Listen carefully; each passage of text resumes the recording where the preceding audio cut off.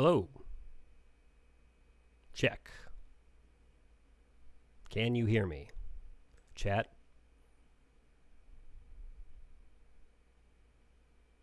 How are the levels?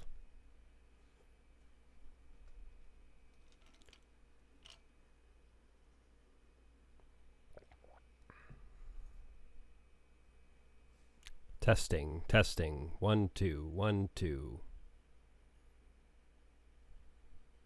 Hello?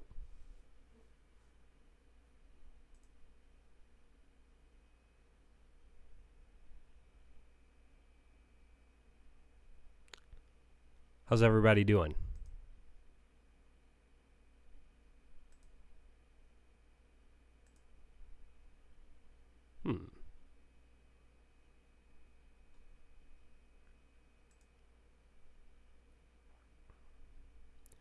Yes, I ordered the hit on Jeffrey Epstein. Of course, it depends on what you mean by hit. The definition of the word hit. Are you guys ready to get weird?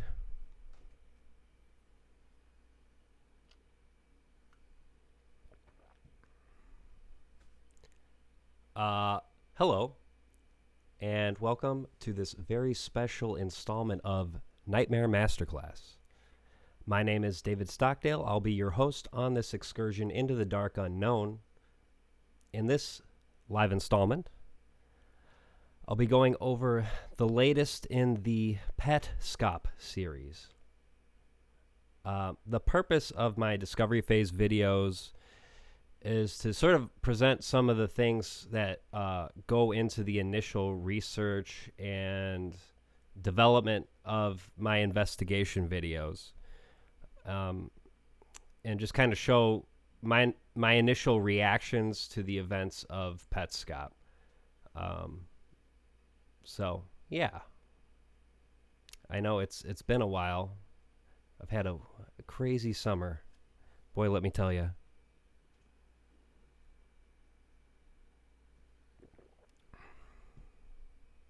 So what's up, chat? Trans rights? Fuck yeah. I will have to rig up a footnote noise for this in the future. It seems kind of crazy that I haven't done that already. Sounding just a touch quiet. Let me turn it up a little.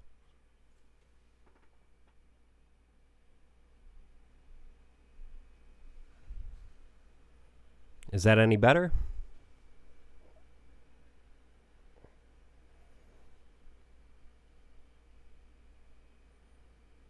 Larry says, can't wait to get your input on everything, Mr. Stockdale. Thank you, Larry. I'd like to hear your thoughts too.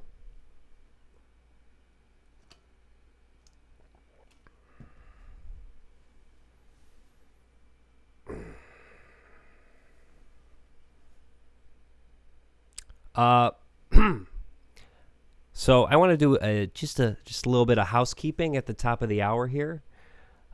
First and foremost, I would like to officially announce that I have I bungled that, didn't I? I'd like to officially announce that I have launched a Patreon page. Uh-oh. What's going on?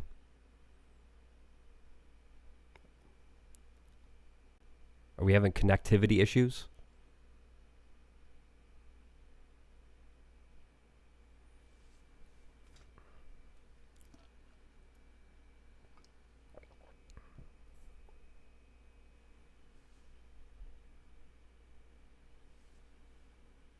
Anyway, I'd like to officially announce that I have launched a Patreon page.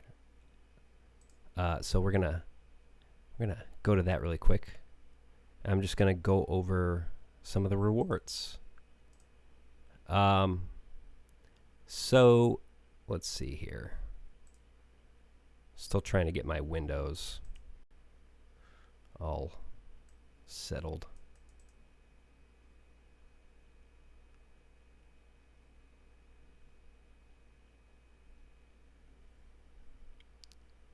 Okay, so I actually set this up a while ago before Patreon changed their...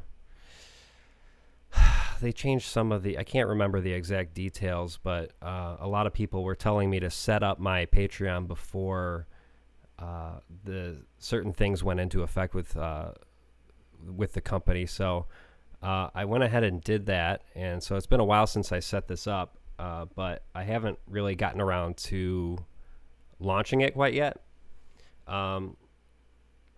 So, I'm not married to these rewards. If people, I'll see how people respond, and I'll take some feedback. But let's go over it really quick. So for $1 a month, you're my little nightmare baby. And my little $1 babies get weekly updates on the status of current projects, as well as your name in the credits of every video. My little babies. For $5 or more per month, you will be one of my associates. My faithful associates get all previous perks, plus early access to videos. And I'm thinking you'll probably get them a day in advance, depending on what's going on. And you will also get access to my research notes. So get ready for some really some insight into my mind. And I'm so sorry. I'm so sorry that for what you're about to experience. I deeply need therapy. So keep that in mind when you read the notes. For $10 or more per month, you will be one of my colleagues. One of my colleagues. That's so nice. My reputable colleagues get all previous perks plus access to a short Q&A video or live stream, depending on how I feel. And as well, you will have the ability to stream/download all of my new music tracks. So every time I create a music track for a video, I will upload that along with the video, and you should be able to download it and or stream it.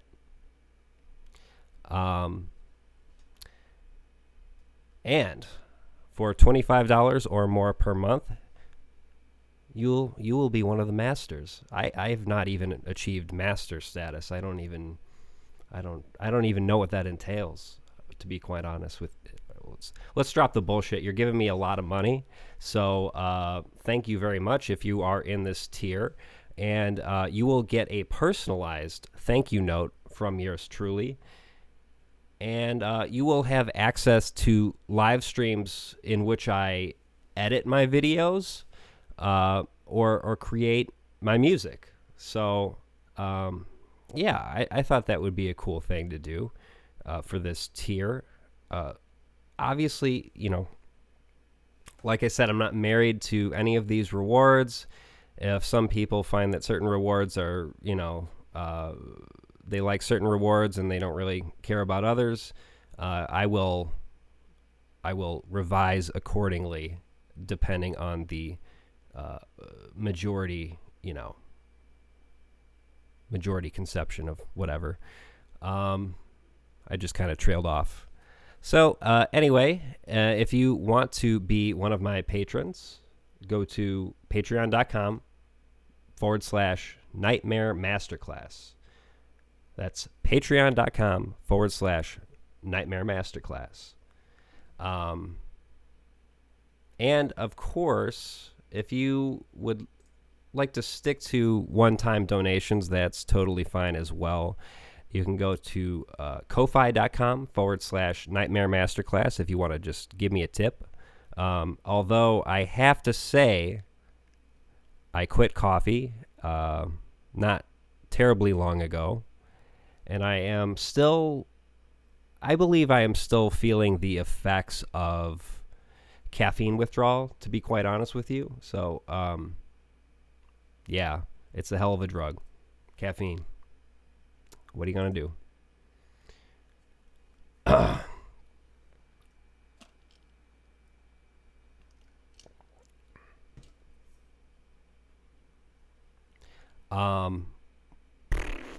Okay. That is enough shameless self-promotion, I think, for this live stream. I think we want to get into it. How are my screens looking here? Looks good.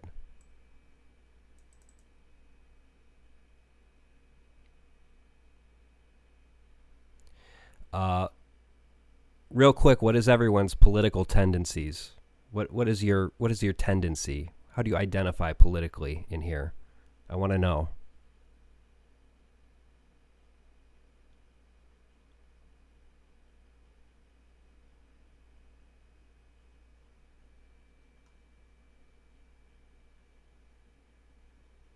Progressive. Far left. Oh my lord, there are so many tendencies.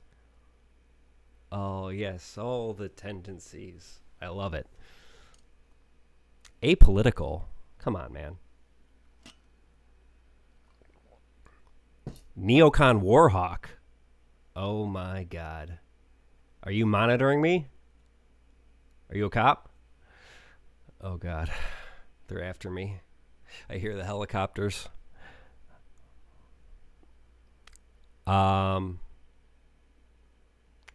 Okay, everything looks good.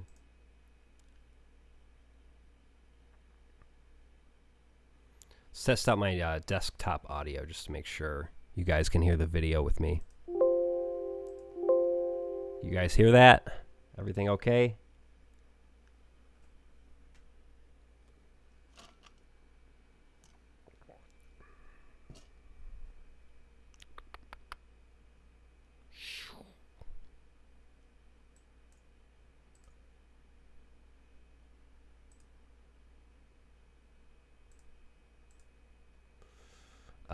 So I'm getting a lot of questions about when my next Petscop investigation video is going to be, and I'm gonna be honest. I really do not know at this point. I have a number of things in the works, so it just kind of depends on how things shake out in these next couple months. I'm very reluctant to provide timelines for people because I've learned that I tend to vastly underestimate the amount of time these sort of projects take. But, we're going to talk about Petscop right now, so hopefully you will get your fill for the time being. The videos that were published on Easter, my initial reaction was that they're the closest thing to like an exposition dump that I've noticed in a series that relies very little on exposition. I think there are just some elements of these videos that really touch on a lot of unresolved threads in previous videos, and perhaps provide a bit more context as to the overall story. I think we're starting to see a bit more of a fleshed out work of art here. A bit more. We're getting a bit more. I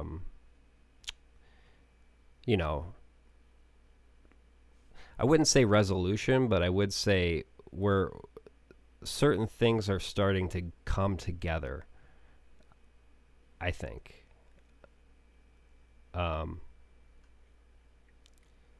So, let's go ahead and go over the latest videos. I'm going to start with the 17th video. and just work my way to 21. Hopefully we'll get through everything, but I'm not sure. You know, the 20th video is pretty long, so... But I kind of feel like we got to get to 21, right?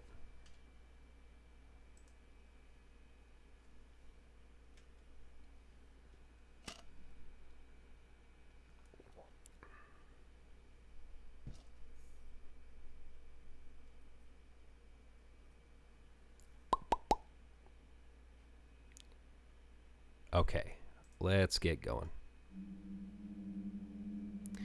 This looks like it's in the garage. There is a blank dialog box.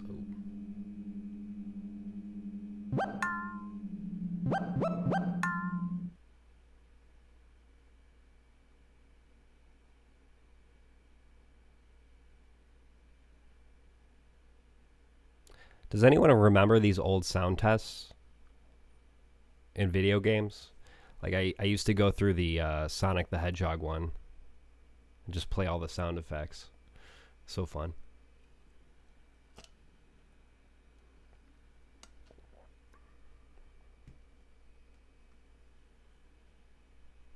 Bye-bye. Uh-oh. Bye-bye. Bye-bye. Uh-oh. It's creepy as fuck. Bye-bye. Bye-bye. Bye-bye. Uh-oh.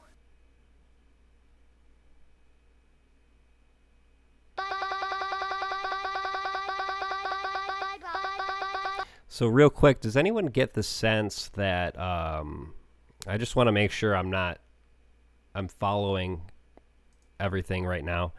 Does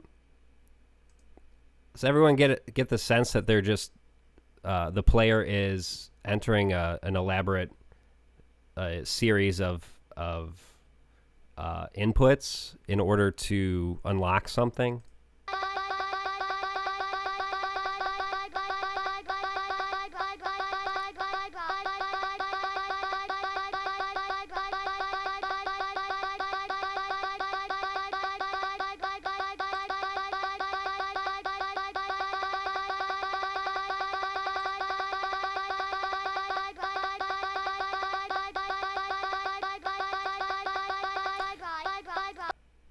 Well, that is extremely unsettling. I have to say, I think this is, I could be wrong, but as far as I can recall, this is the first in-game instance in which we hear a human voice. Is that right? I think that is the case.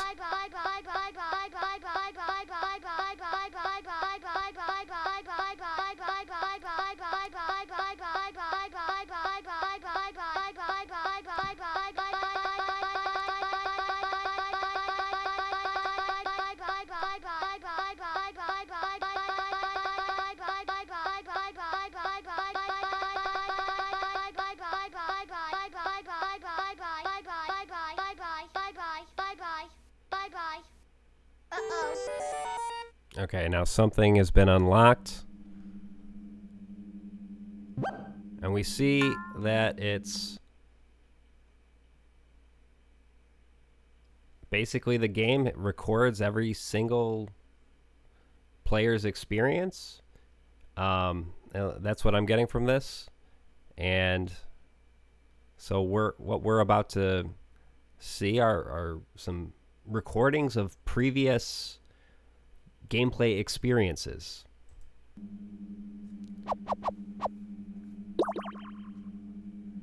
House. And so real quick, the player adjusts the gen. I assume gen stands for generation, and they put it up to 10.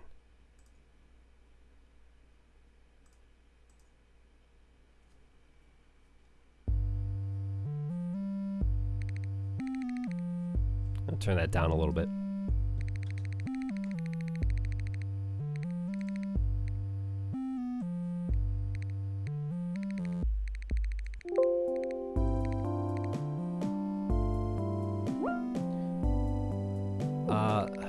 So this is pretty fucking crazy, but let me speculate about what's going on here. So as I understand it, it kind of sounds like it seems like the player, once they pick the number of generations they want to see, they start the recording, and so this is the 10th generation. I don't know exactly what generations refers to in this context, but once the player accesses the recording, it seems as though they're able to see all of the times in which this part of the game was interacted with by this player previously. And so you see all of these ghosts walking around.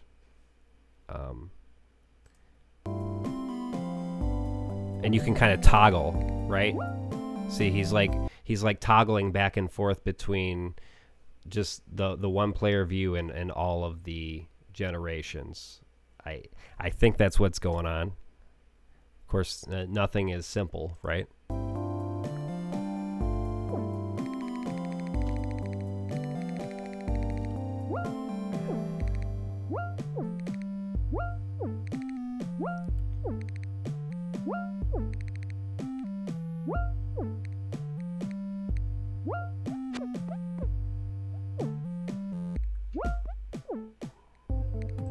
I really can't tell you if the player is trying to do something specifically right here, or if they're just messing with the settings and trying to sort of see how this works.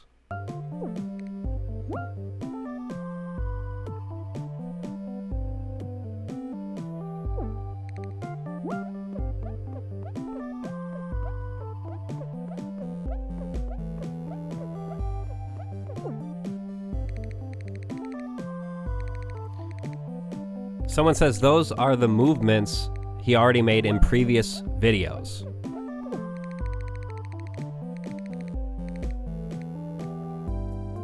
I don't know if that's true. Is that true? These are movements he made in previous videos? If that's true, that's nuts.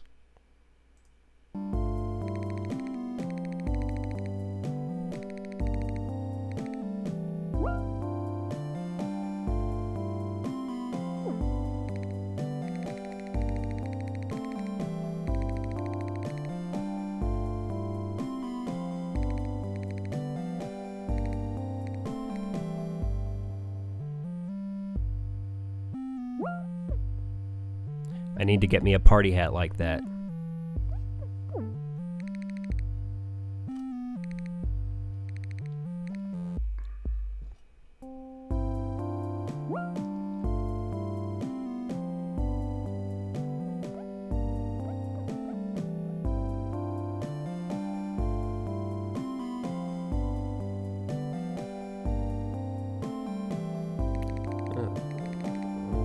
Strangely, the music doesn't stop between scenes, which I find to be kind of weird.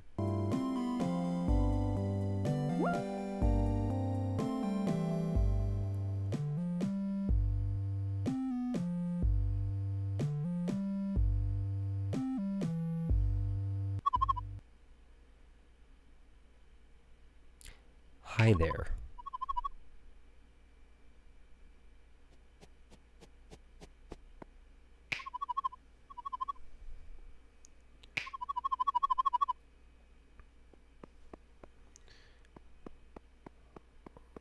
So, the one thing, another thing that sort of supports this idea that, you know,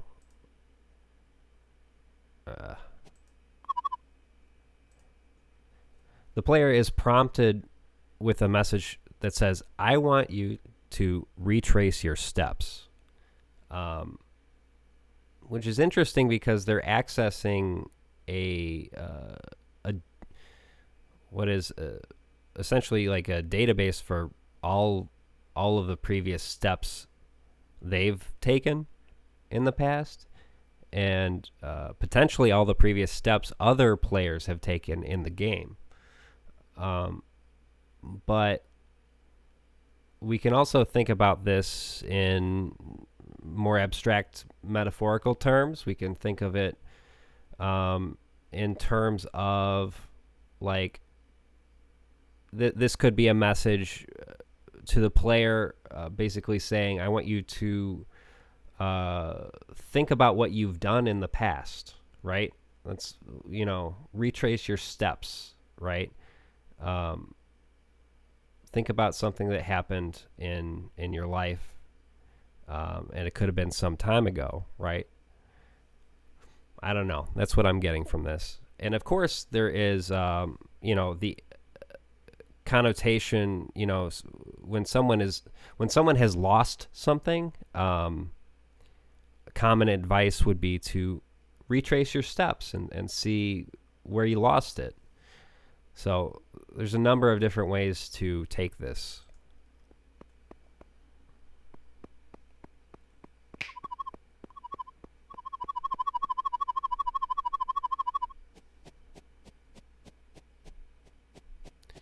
And so now we get a clearer picture of what's going on.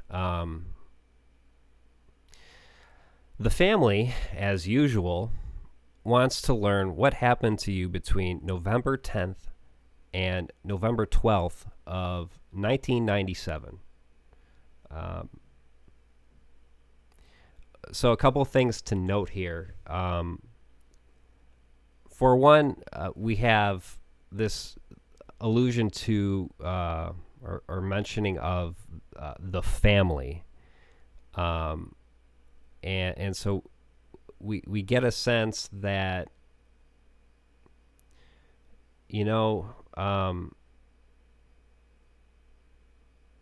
there's some group behind this. There's some, possibly related people who are orchestrating things behind the scenes. And we've sort of gotten this sense throughout most of the series, right? And so now we're going to get a bit more detail as to the exact relations going on. Possibly. Of course, it's always possible that we have some unreliable narrator here. I don't know. Or, that the prompt is not being fully honest. There's always that possibility as well. So you kind of have to hedge your bets. Another interesting thing I want to note is just sort of the cavalier tone of the dialogue. It's sort of the family as usual. Like, this is what their MO is, right? That's what it seems that's what seems to be suggested here. Yeah.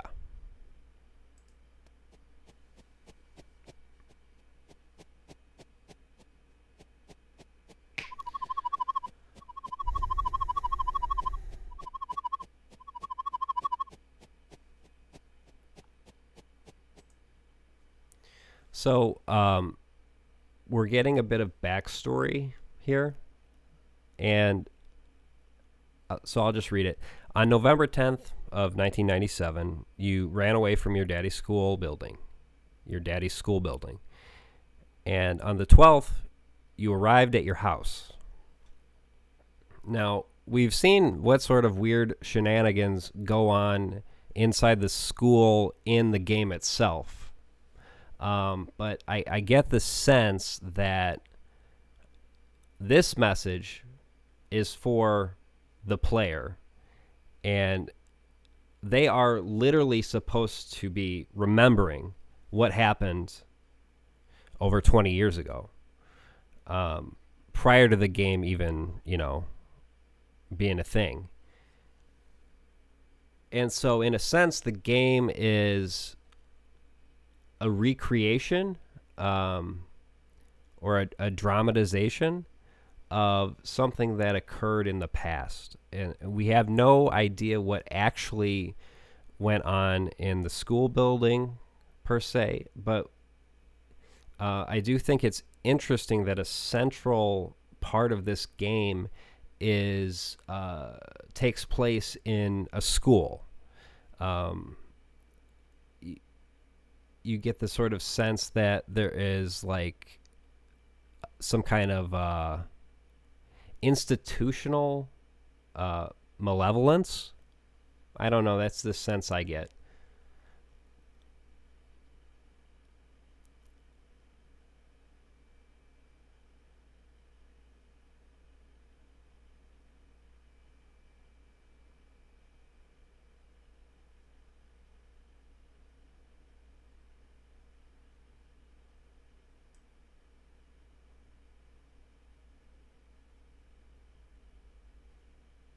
Someone's telling me I need to get moderators, so I'm trying to see what's going on. Sorry.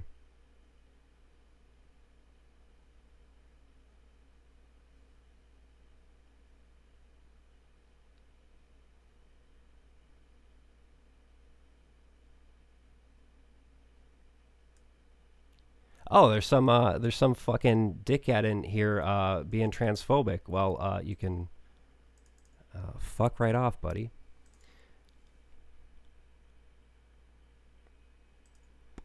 Sorry, 1 second, guys.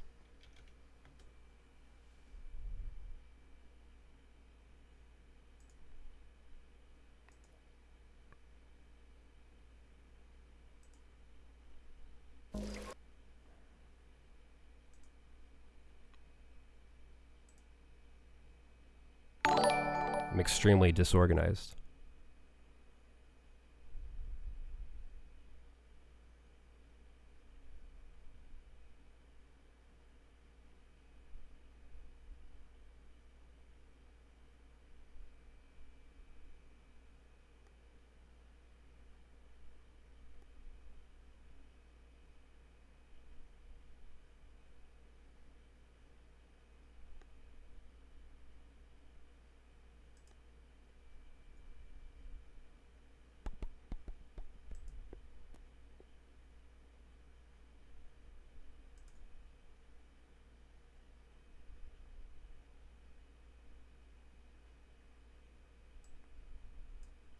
All right, sorry about that, guys. I need to be more prepared for these.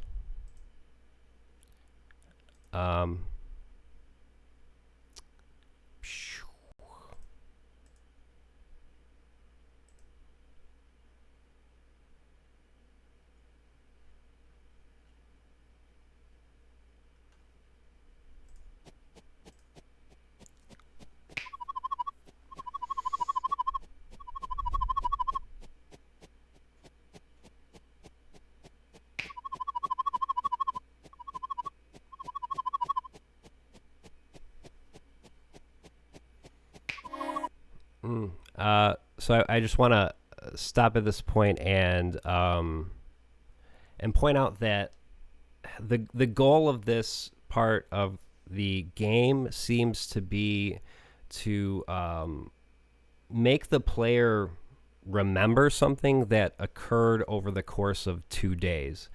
Now, of course, previously we've had the allusion to the story of Candace Newmaker and the so-called rebirthing therapy session that resulted in her death, which I would consider that situation that was murder, and that was the manner in which that was conducted was monstrous. But I do find that it's interesting how that illusion was couched in this sort of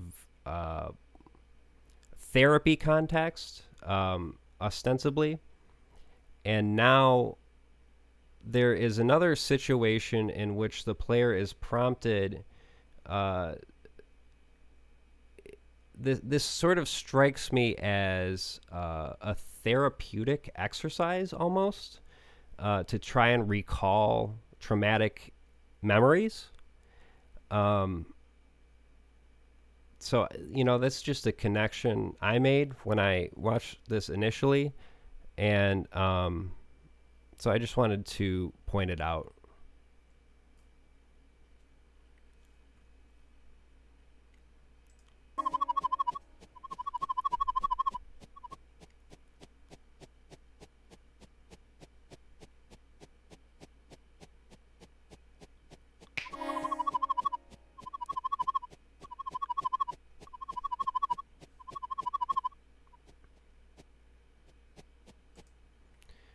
And so here we get like a genealogical perspective as to all of the various characters that have been named previously.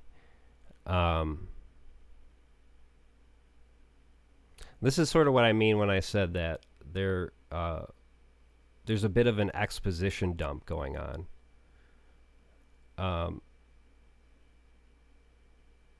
Yeah. I don't really quite know what to make of the family and exactly how that works quite yet. And I've been thinking about it for a while. Yeah.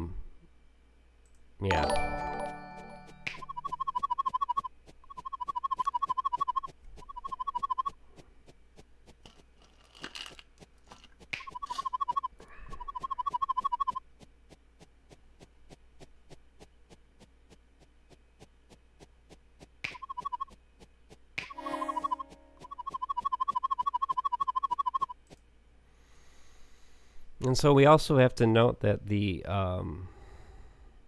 there are shifting colors between the different dialogues going on here. There's white, and then there's yellow, which I believe has been typically associated with care, if I recall correctly. It's really, you're starting to get the sense that maybe there are two different speakers here. Just perhaps, I don't know.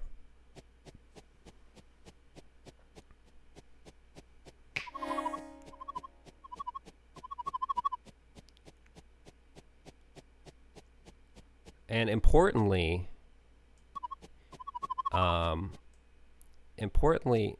this dialogue, the yellow one, says, you were kidnapped, spent 5 months studying in an abandoned elementary school.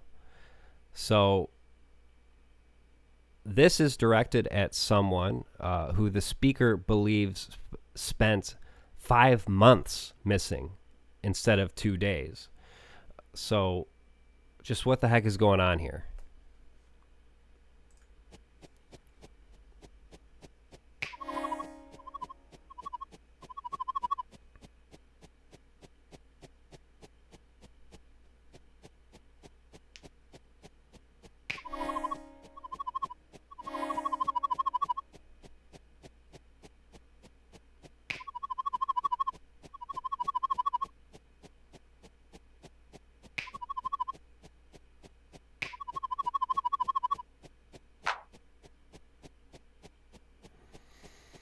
Find the moment when you were led astray on the road.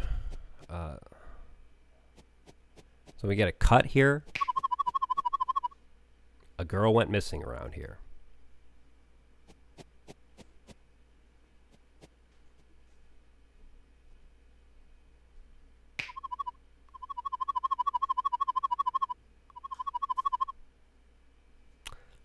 Yikes.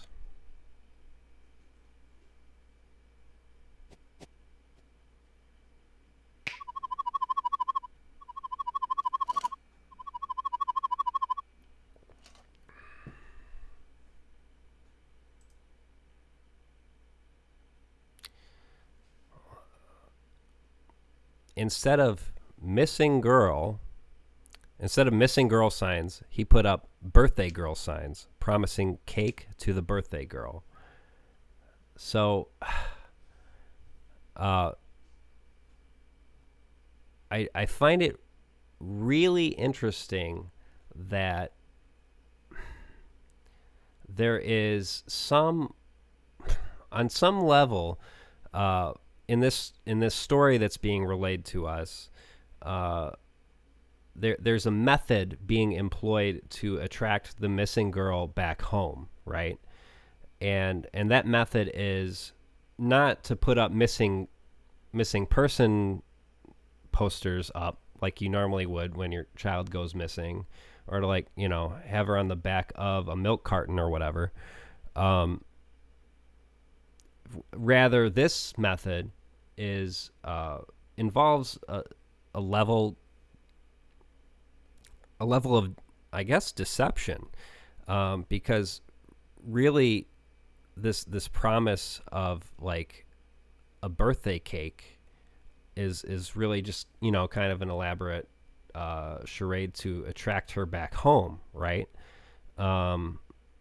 That's the sense of it I get, and it sort of reminds me of way, way, way back in the very first few episodes when Paul is in the gift plane and he has to employ some level of deception in order to catch one of the pets. So that's the connection I'm making here. I don't know if it's an exact one-to-one parallel, but it's something I thought of.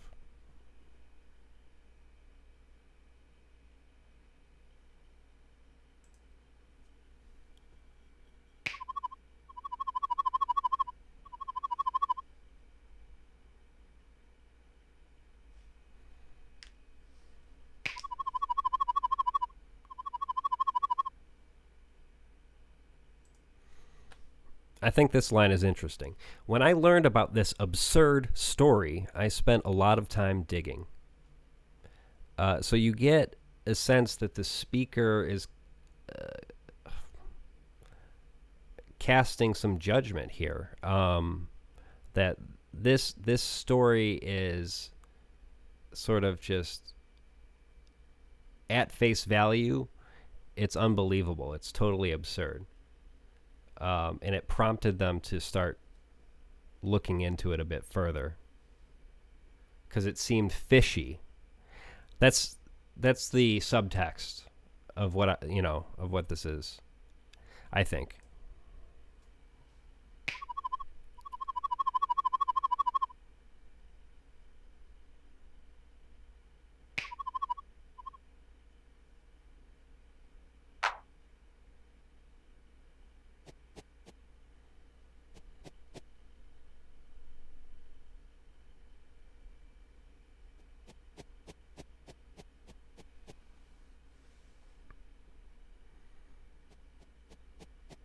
And so now the player must enter an elaborate series of movements in order to prompt,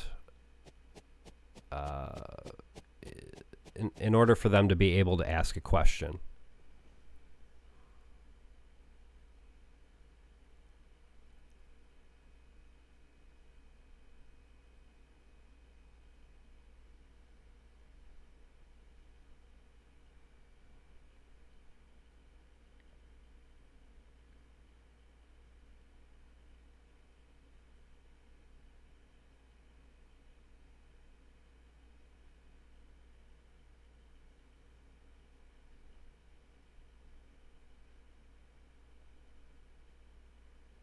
What happened?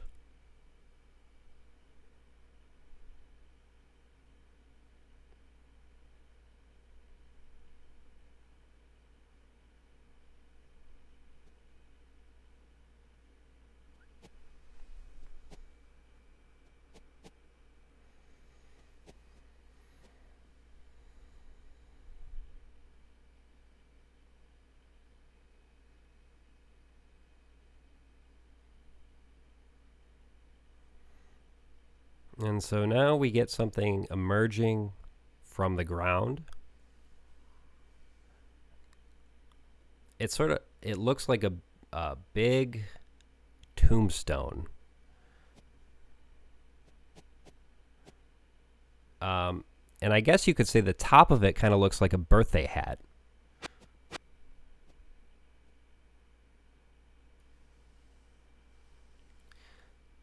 Lena Leskowitz, 1968 to 1977. They didn't see her.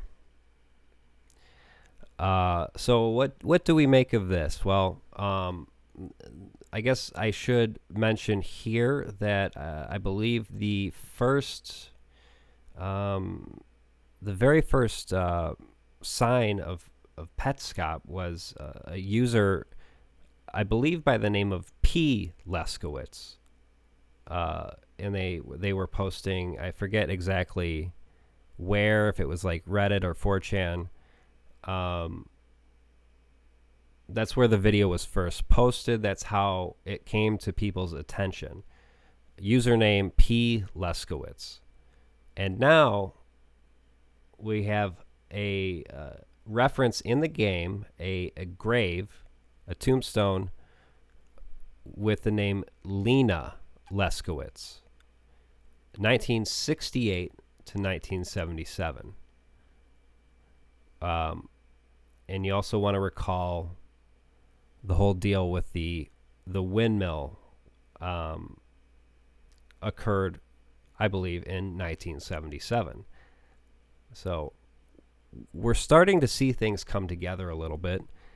And I guess I should also note that the name of the game manufacturer, or the company that ostensibly produced the game Petscop, is Lena.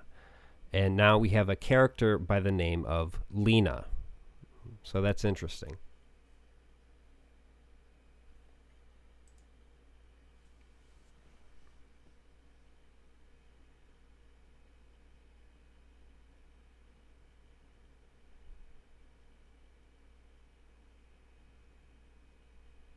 They didn't see her. So, and I guess the other thing I should mention is we have this motif that reoccurs throughout the series. Well, first off, we have some imagery in the game of some cars coming through a tunnel, just sort of quickly passing by on a road. And, there have been instances where Paul would walk onto the road and no cars would come. And then he would walk off the road and they would just continue passing. So I feel like that is the first thing I should mention. But there have also been allusions to a dog, I believe, getting hit by a car. And the speaker in that context basically relayed that they felt the dog was unable to feel happiness ever again after that incident. I believe that the exact quote was, "When that dog wags its tail and appears to be happy, it's not real." So the speaker in that situation, we're not exactly sure who, that the speaker in that situation believed that the animal was incapable of feeling joy. And you might make some sort of psychoanalytic inferences there. I mean, I think that says more about the speaker than it does about the dog, right? I think there's a underlying depressive personality going on. And now Lena Leskowitz, they didn't see her, which sort of sounds like what a driver would say after accidentally hitting a person in their car. I didn't see her. So that's the situation we've got there. So all throughout this story, we get continual references to getting hit by a car.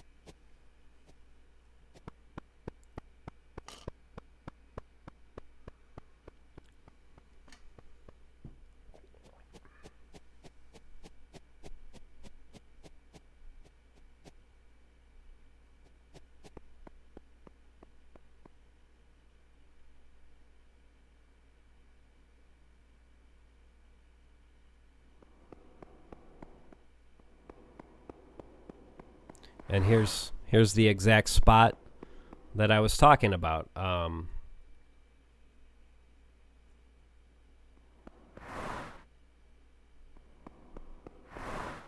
Very interesting that the game does not allow the player to be hit by the car.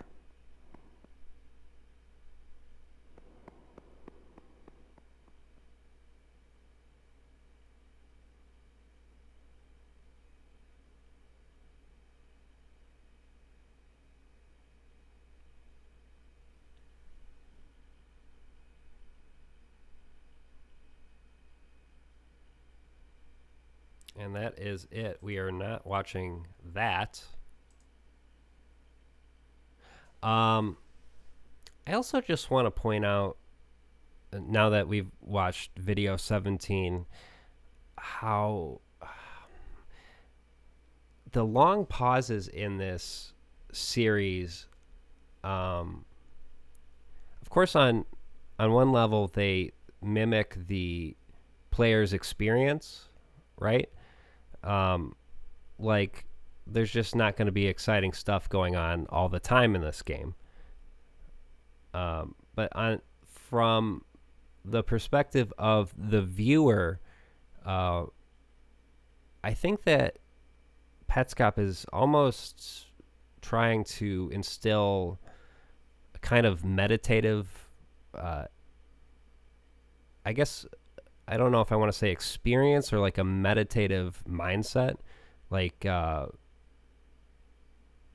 you want to be able to really kind of harness your attention,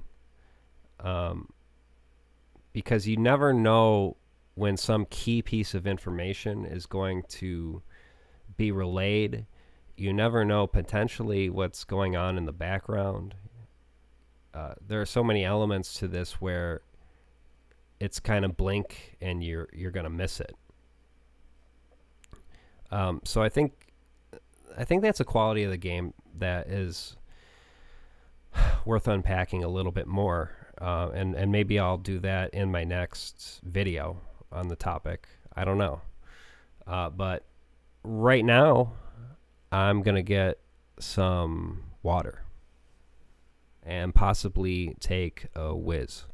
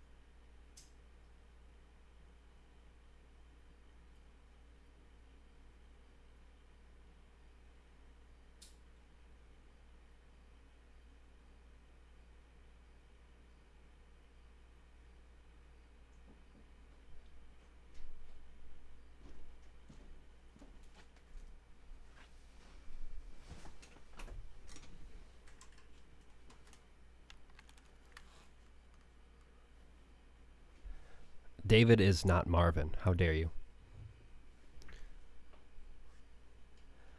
One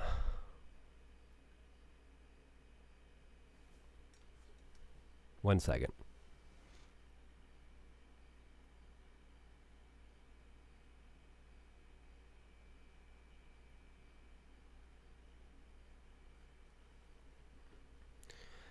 We're about an hour into this live stream. Let's proceed. The following video, if you will, the following video is considerably shorter, so this is gonna be a quick one. This ominous music playing, very creepy.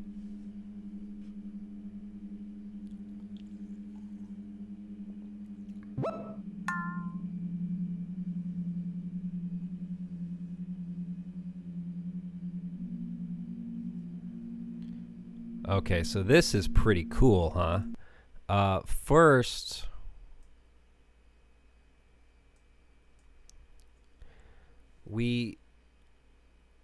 it appears as though we're seeing the evolution of these characters, the sprites in the game, from conception, or like the initial design stages,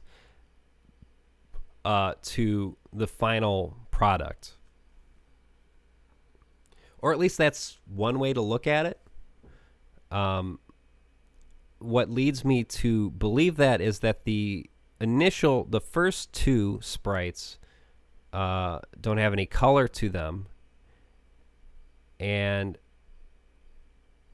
but there are other elements to this as well that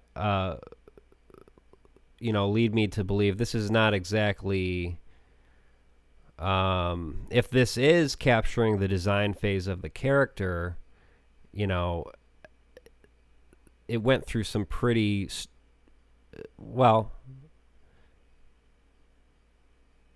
it went through some changes, right? So we see in the middle here a really bugged out version of what we can now refer to as Guardian, the Guardian. So up until this point in the series, we haven't really had a name for this sprite. We have, in my video series, I've just referred to it as Paul's avatar, but we haven't really been given a name for it. So now it's quite interesting. The designer named this character Guardian, and obviously, the parallels are pretty stark. Like what we often say, parent or guardian. Like, when you're at school, you have to get your parent or guardian to sign off on the permission slip to go on a field trip, right? So there's this legal term. It's a legal term, guardian. If you're the guardian of a child, you are responsible for them, right? So I think that the implication here is pretty obvious, right? This character has been tasked with being responsible for something, possibly the pets in the game, if you're thinking strictly in universe, but there could be other connotations as well that I'm not seeing.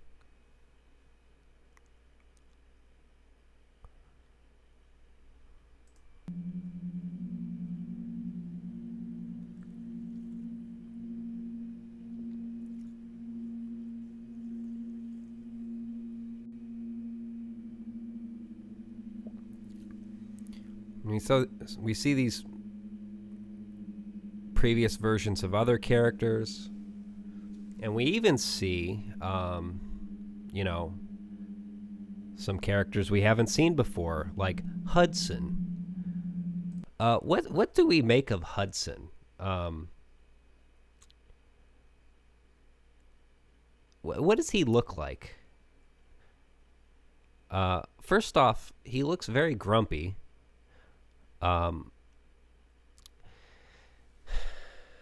But in terms of his shape, he resembles something, right? People are taking some wild guesses in the chat. Someone says an apple. Someone said a spoon, a string of snot. So we have some. He looks like a pendulum. Yeah.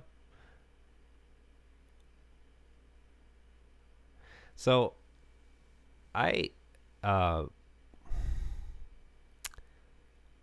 my first reaction when I saw this character is that he looks like the what are they called? So when you go fishing, there's the thing that floats at the top of the water to give you kind of an indication of when something's pulling on it. That's what he kind of looks like to me. Is it like a floater or something? A bobber, yeah. He looks kind of like a bobber. I don't know. That's my view, at least.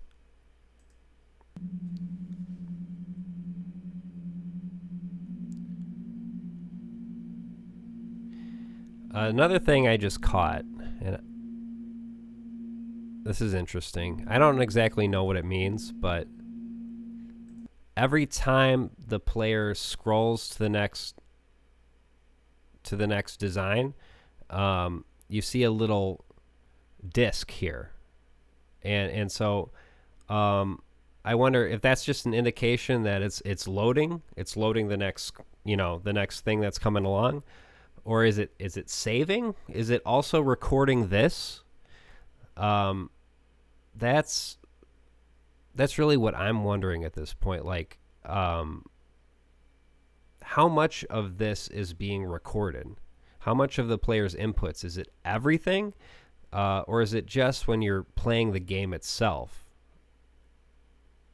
It's kind of creepy to think about.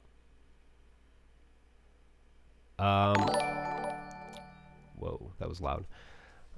Thanks, Take V, for the super chat. Take V says, Hudson takes Ronith's spot in this menu. Ronith is missing. That isn't a very...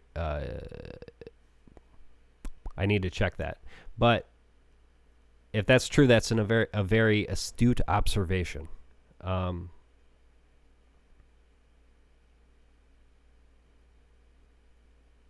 Yeah.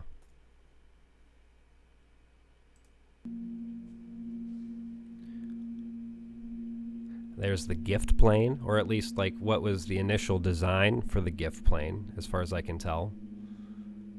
The house.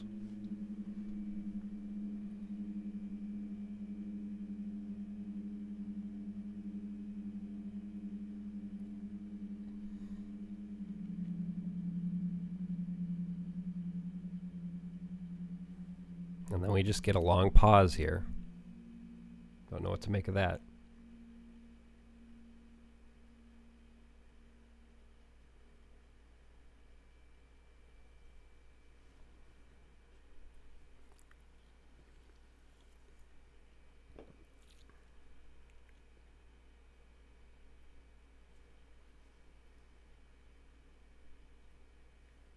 I want everyone to just meditate on the house.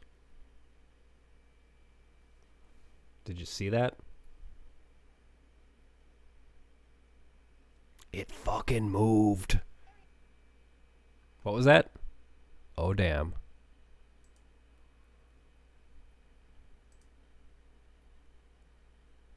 It moves. And then we hear something.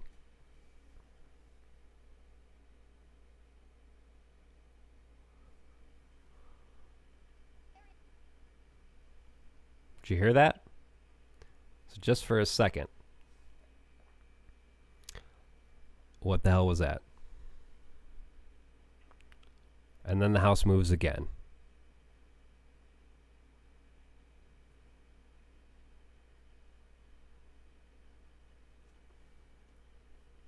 And then it moves again and it cuts to black.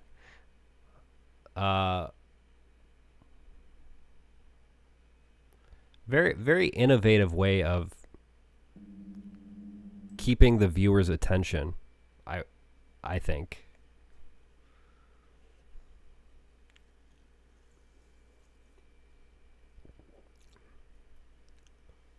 So we're gonna, I think we can go ahead and move on to this one now.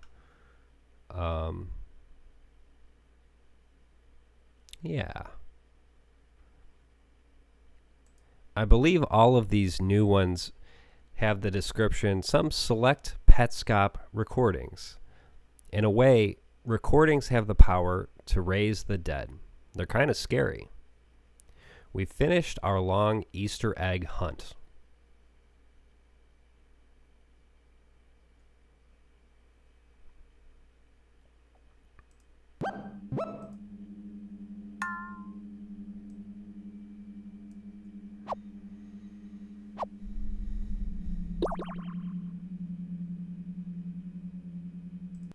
And so now we see more selections here. And the player is just going through different recordings, it seems.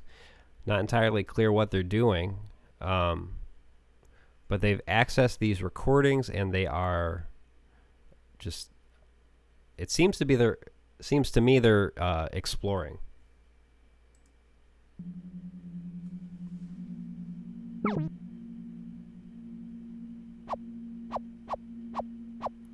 See a lot of auto saves.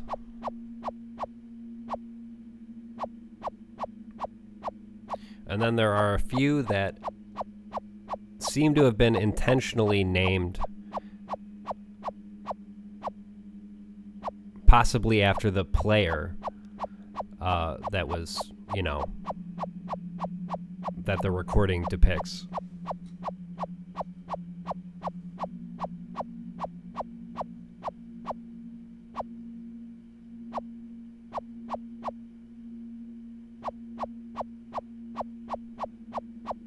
Yeah, that's a good point. Wartech says, looks like someone found this almost on accident and is curious about what it is. Yeah.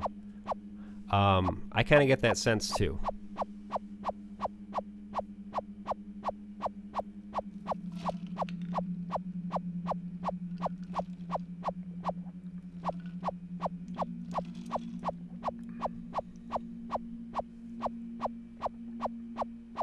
Wells, Trevor, Theo, Ramona, Nick, Megan, Larry, Joel, Fatima, Ellie, Charlie, Belle. There's a name we've heard before. Mike. There's another name, Amber.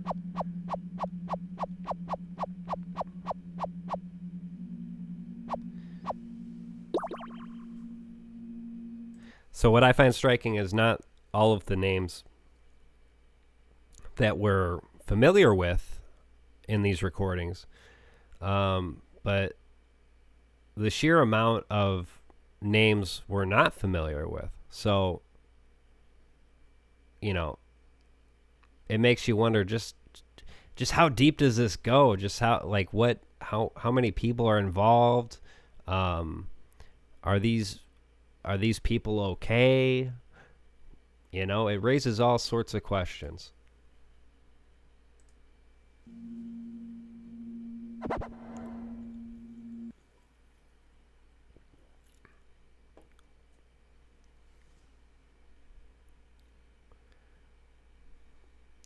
Now this is a very preliminary sort of test to see if the game mechanics, certain aspects of the game mechanics work, or at least that's what I assume it is. But it also says sort test, so.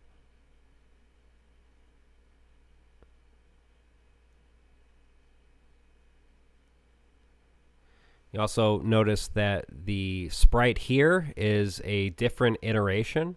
I believe it's the 6th iteration from the previous video.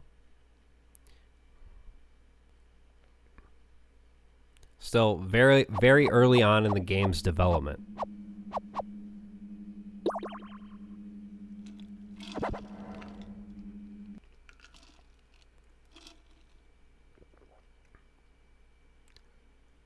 And look at this fancy loading screen.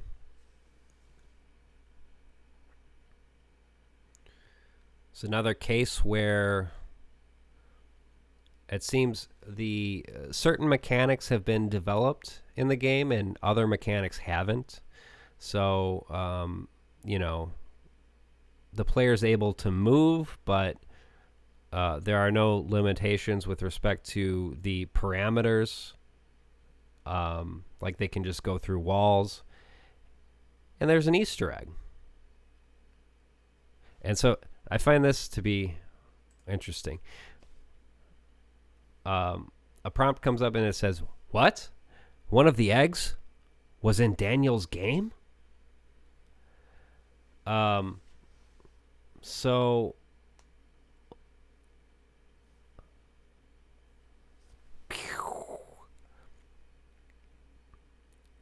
is Rainer Daniel?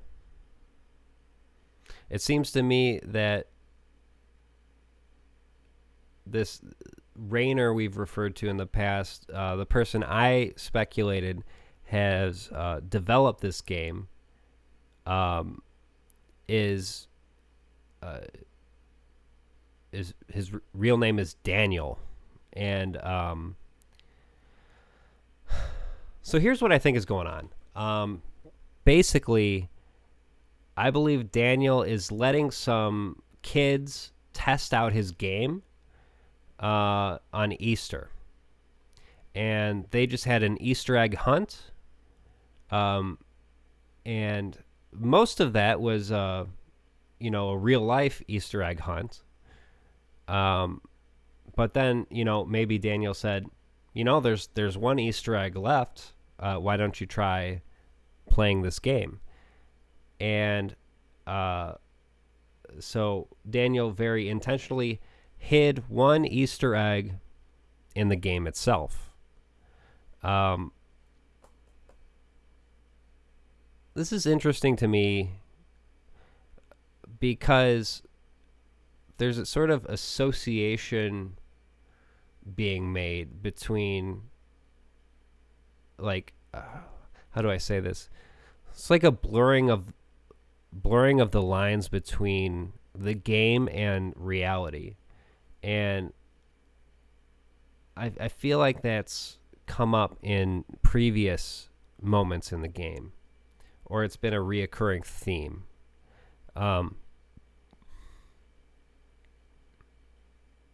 Yeah. I don't know. That's just my take. I don't know.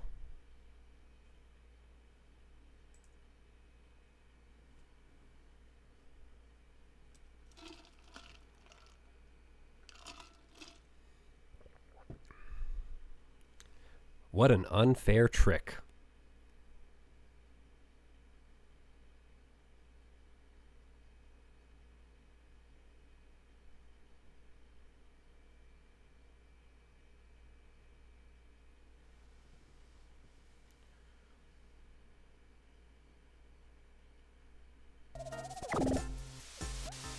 So we see this iteration. This iteration is a lot more developed.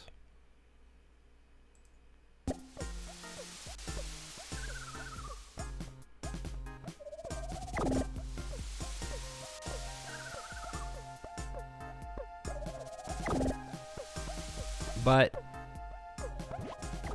so I want to point out that we see up in the upper left-hand corner is an indication that this recording is named Care. Presumably, Care is playing the game right now.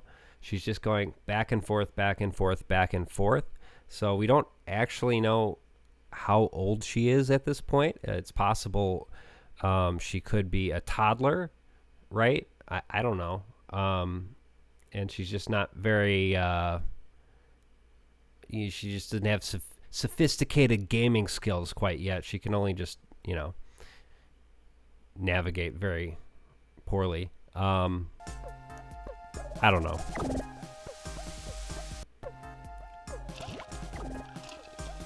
Right, maybe she's dancing right there. I don't know.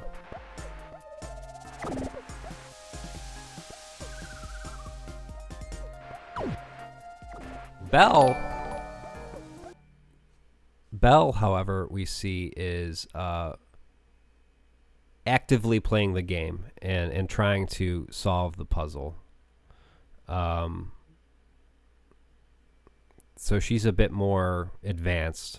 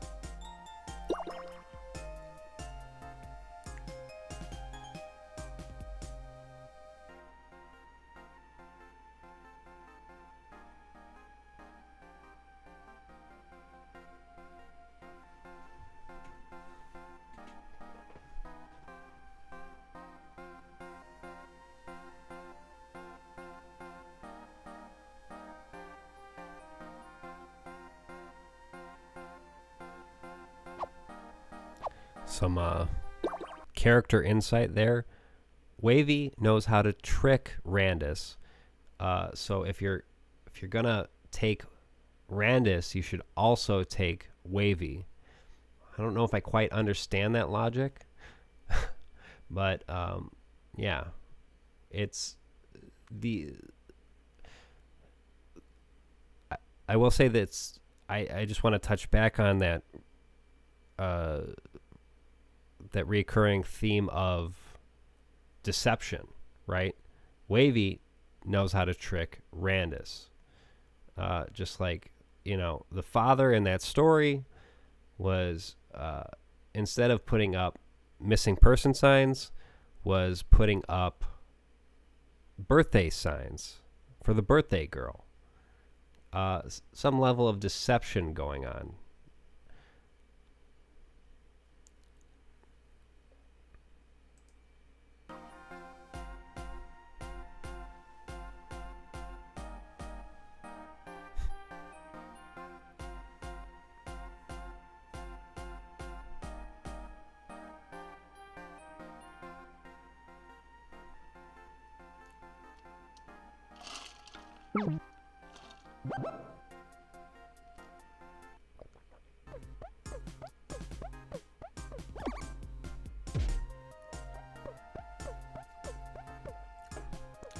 And here's a person named James is playing.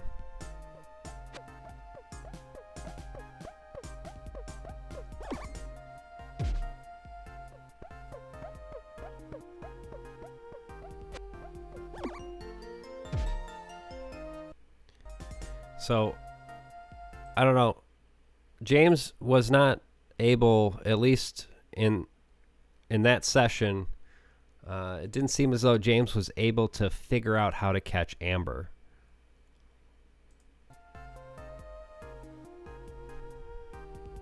And I think Phil is also confused.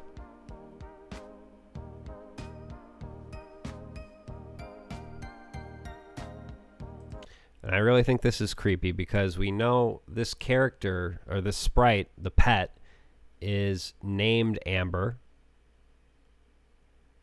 And this gameplay session the recording is called Amber 2. And they both have managed, the player has managed to lock themselves inside there with Amber.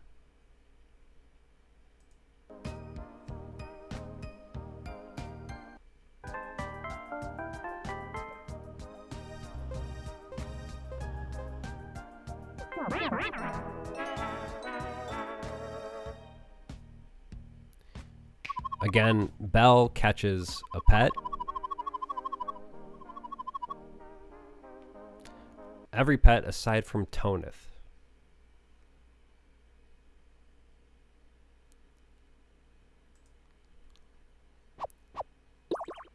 I'm going to get up for just a second. And then we shall move on to the longest video in this run.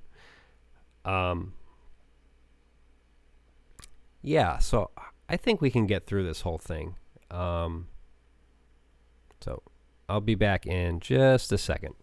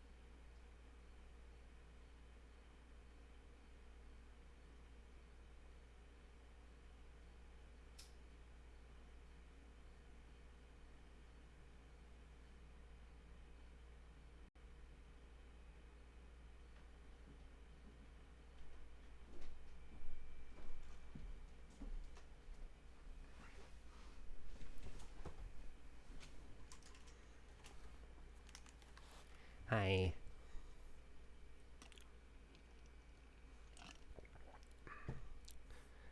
Sorry about that. I had to pee.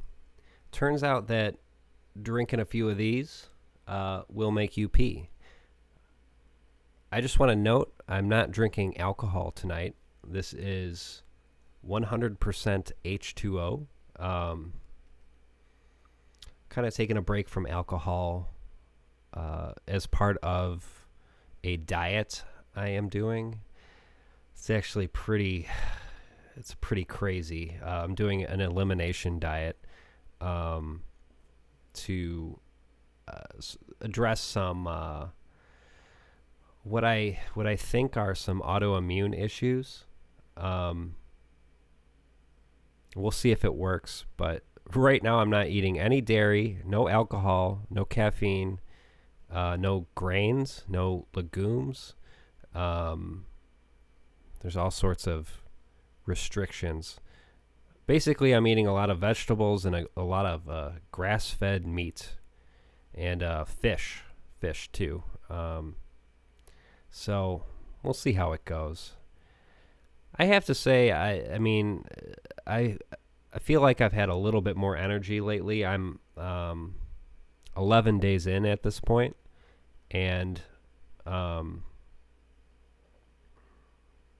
yeah, I think I feel a little bit more energetic, which is part of the reason I'm doing this live stream right now. Is I was like, oh, I kind of feel good today, so maybe I'll go ahead and do it.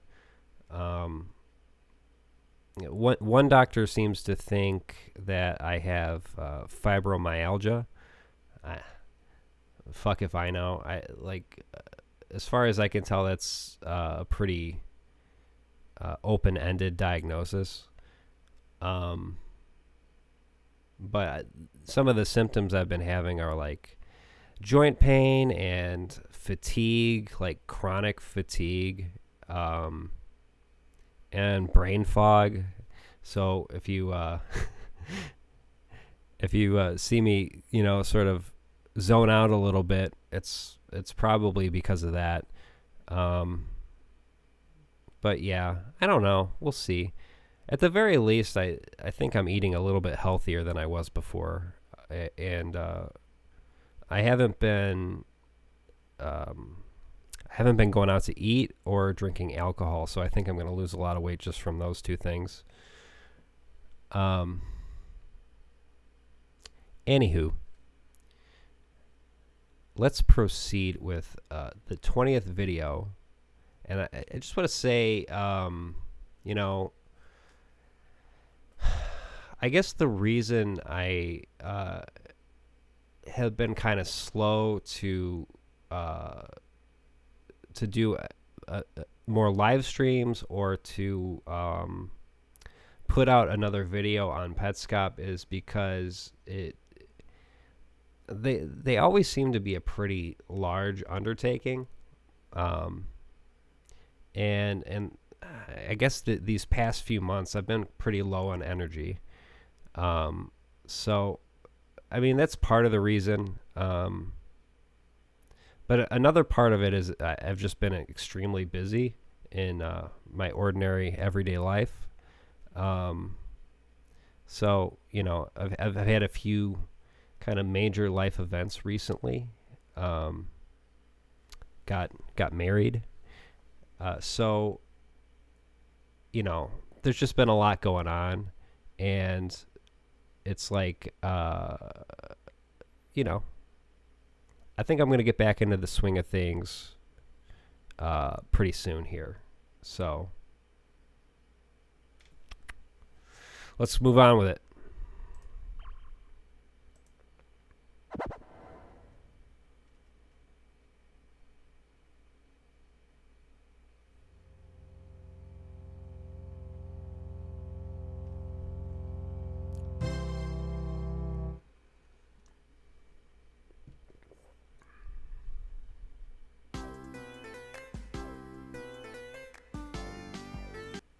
Bunch of people are saying congratulations. Thank you. Thanks.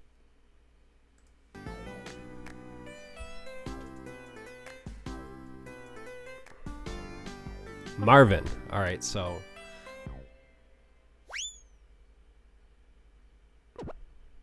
this gameplay session is named Marvin, and it's Generation 6.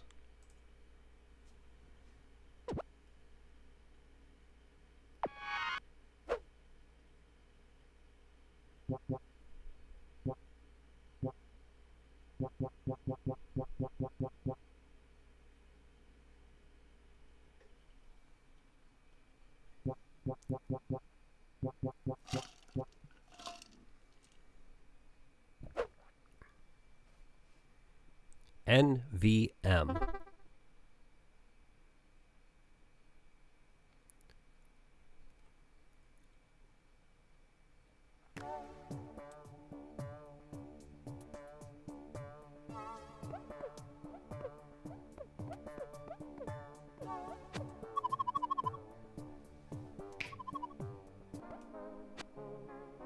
Get a weird cut there.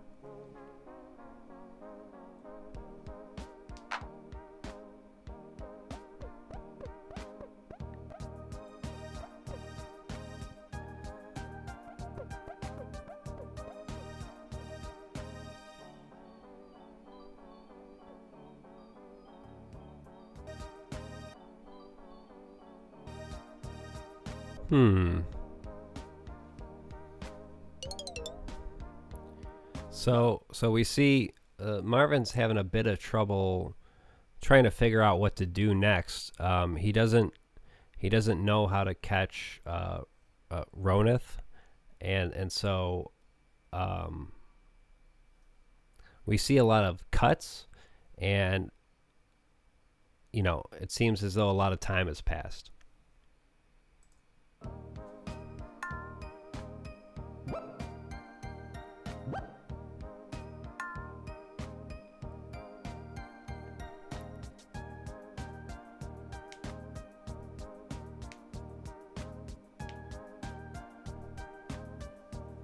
They're just kind of scratching their head, trying to figure out what to do.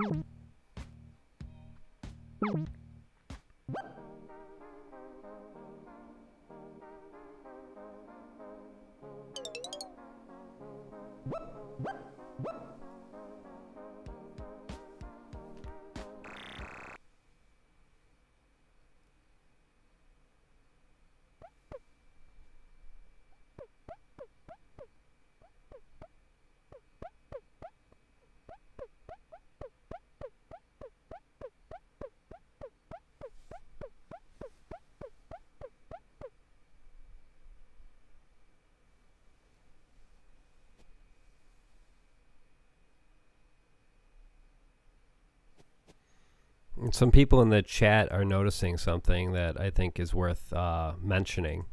So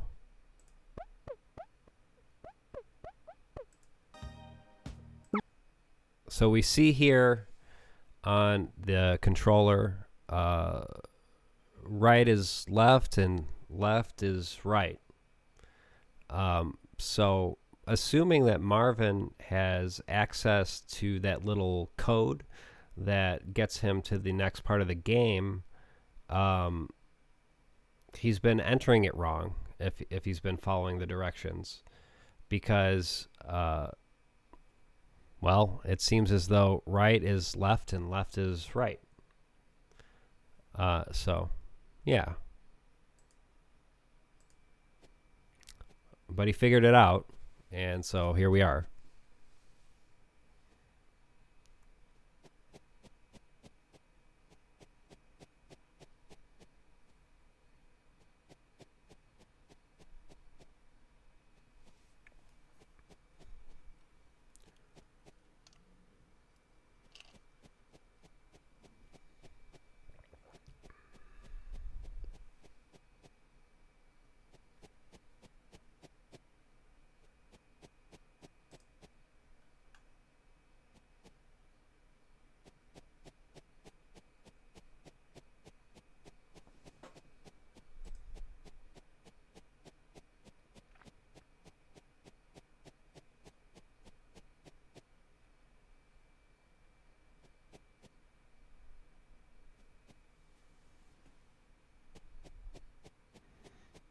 And so now we see a number of other recordings.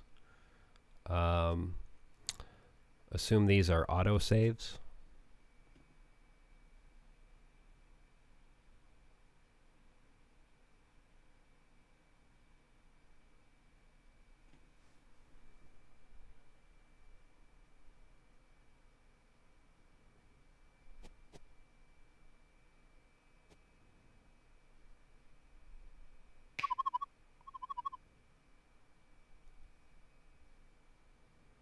Hi Marvin, Rainer here. You have to be careful this time.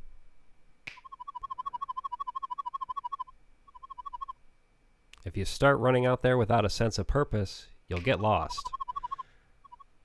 I'm writing this on July 10th, 1997, and care is missing.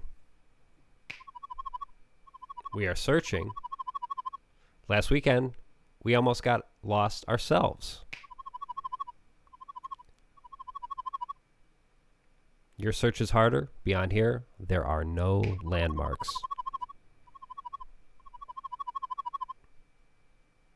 But this model of a brick building, though crude, should still be familiar to you.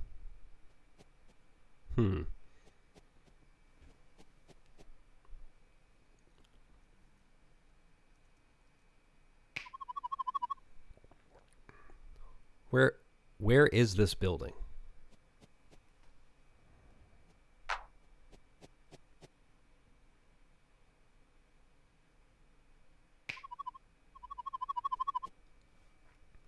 From here, I want you to find a grave.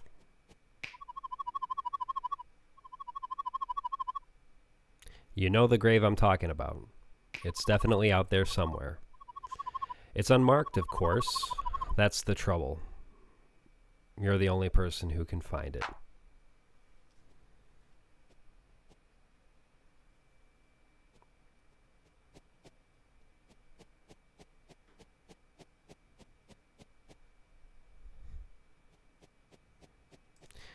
So I think what's happening here is pretty straightforward, and that's why I'm not really commenting on it all that much. Rayner has led Marvin to a part of the game where he wants him to search for a grave. And somehow this setup is analogous to something in real life.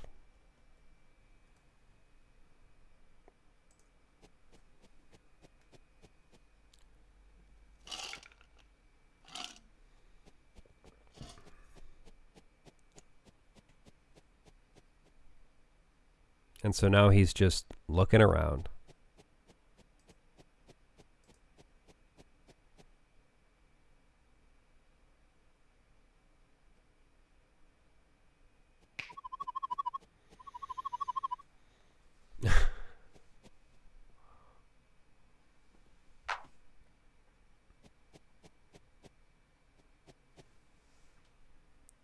And so it's clear, it's clear at least to me that the person, the speaker in these boxes, is the designer of the game, right?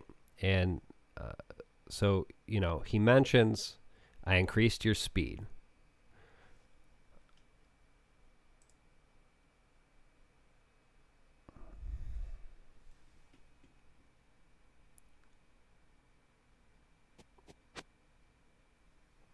We've moved on to now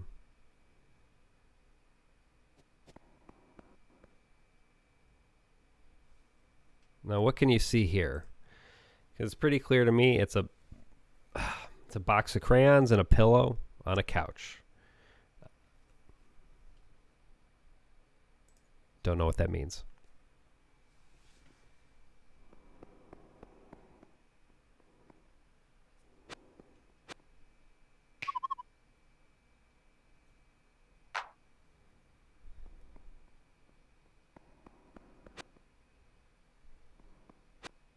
Yeah, definitely a 90s couch.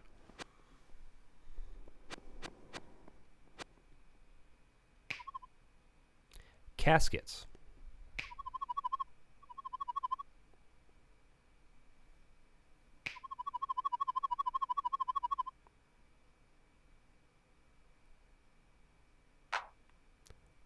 Weird flex, but okay.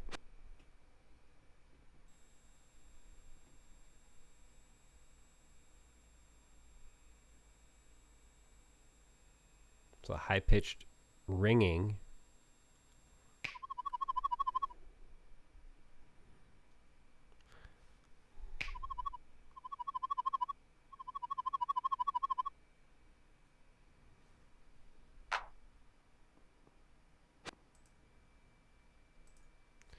Five words written on a chalkboard in the dirty building that you inhabit.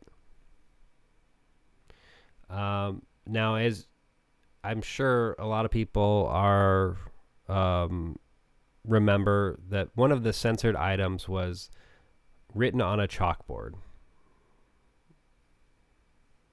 And so is this what that censored item is referring to? I think it's quite possible.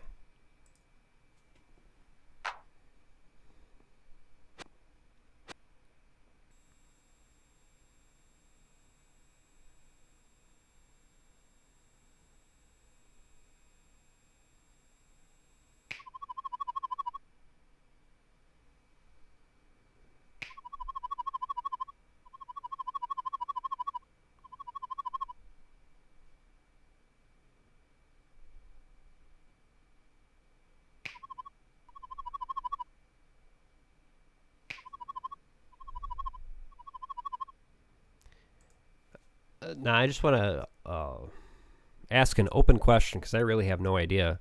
What possible thing was Marvin doing that entailed stenciling that appears on the wall that his wife would be desperate to cover up?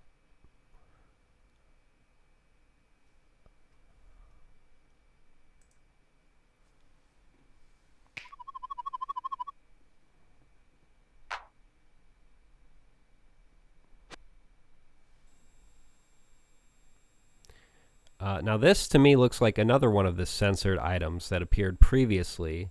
There's a big black box in front of like a spinning red triangle.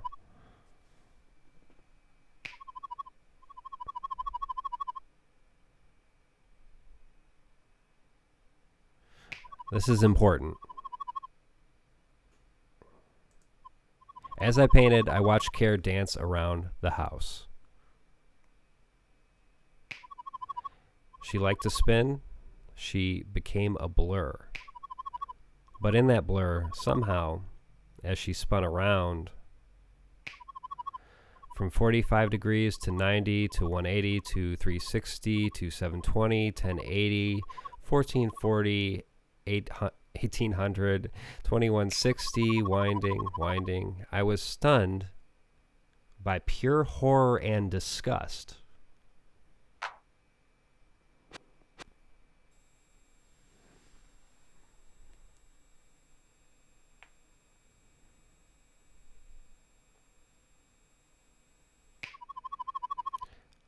This one is called Casket 1.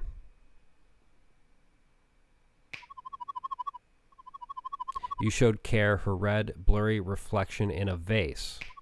You said, "Do you see that? Look at how ugly you are now." Care squinted her eyes. The reflection wasn't clear at all, but as you began to describe to her her grisly deformities, she began to, quote-unquote, see them. "Nobody wants to see you like this," you said. But she soon escaped and bravely returned home. In her bathroom mirror, she saw a clear picture.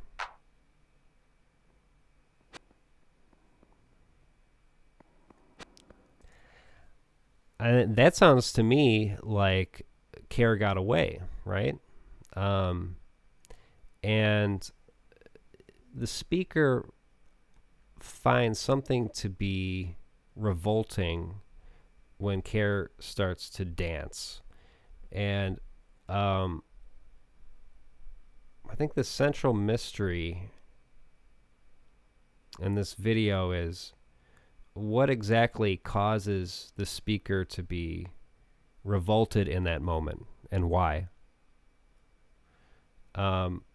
Because we see very intentionally Marvin's effort to make Care feel bad about herself, if we're to believe the speaker. Like, if the speaker is reliable, then Marvin is a pretty terrible guy, right? He's kidnapped a girl, and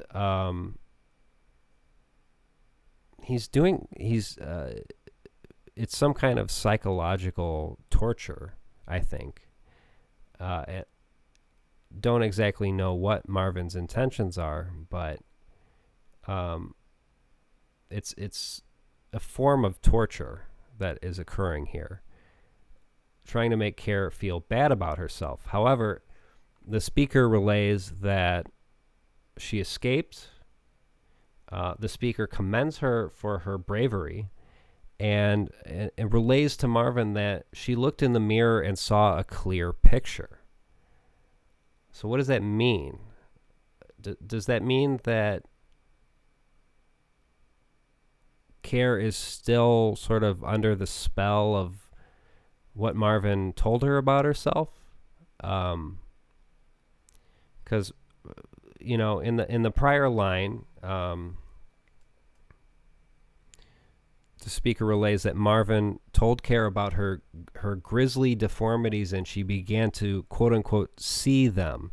So it's clear that whatever these purported deformities are, the speaker is skeptical of this framework.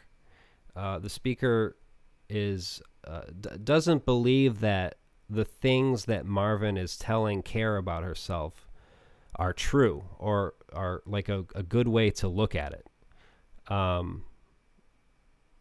So, yeah.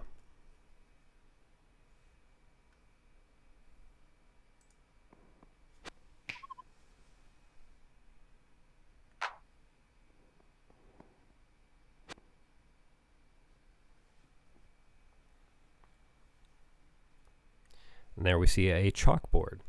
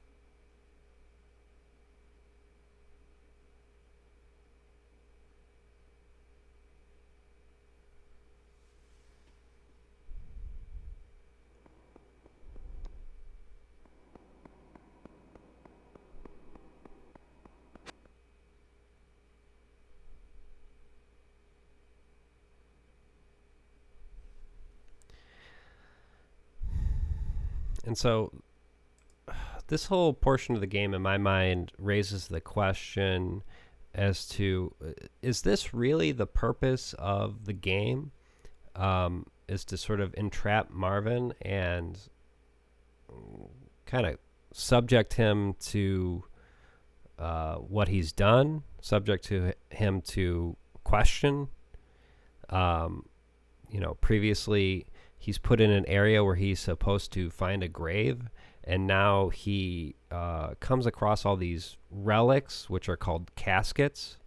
So you might, it might be reasonable to conclude that each one of those items, because they are called a casket, represents possibly someone he killed, allegedly. I think there's a lot of alleging going on in the game. And yeah, it's deeply unsettling, but it's also starting to make sense. Like I said, I think things are starting to come together, and we're getting a clearer picture that I hope I can articulate exactly what I think is going on at this point in my 7th investigation video. Because I have a lot of loose connections in my head, and my goal, with this next video is to kind of tie everything together, and I don't think the series is over, but I do think there are enough, there's enough here, there's enough information in these 20 videos to kind of start to be able to understand exactly what's going on outside the game, or at least I would like to think that. Yeah.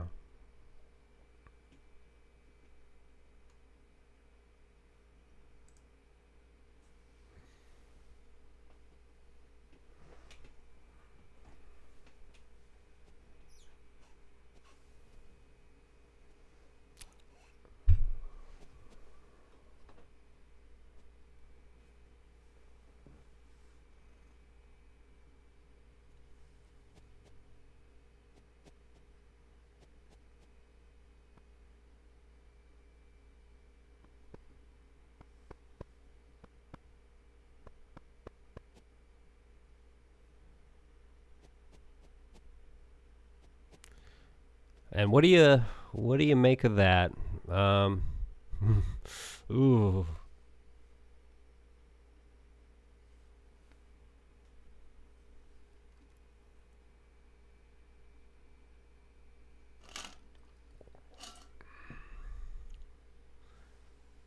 I really have to say this series evokes horror in some of the most unique ways that I've ever seen.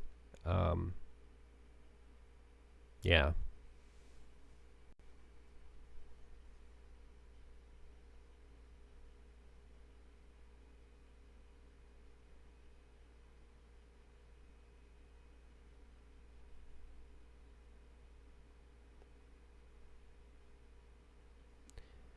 Did you find Lena? And Marvin gets the default answer, I don't know.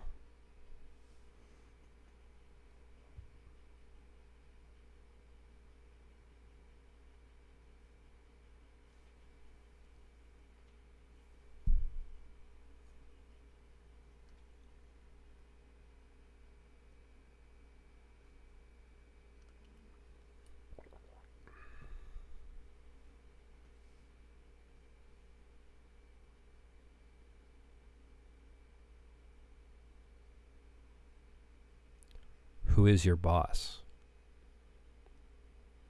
And again, I don't know.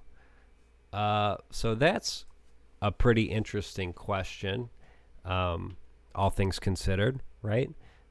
Marvin is asking, who is your boss? It's sort of like, who do you work for? Like, is he paranoid, or is there some...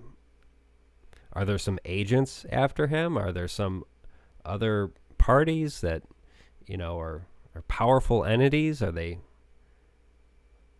people after him? Or, is it kind of a paranoid delusion? I don't know.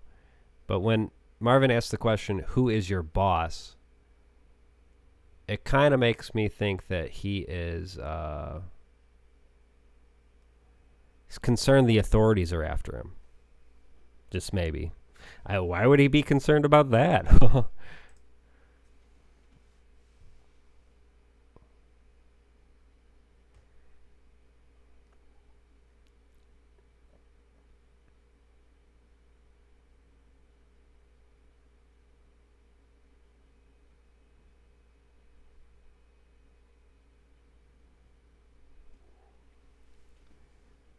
What year is it? It's a question we've heard before.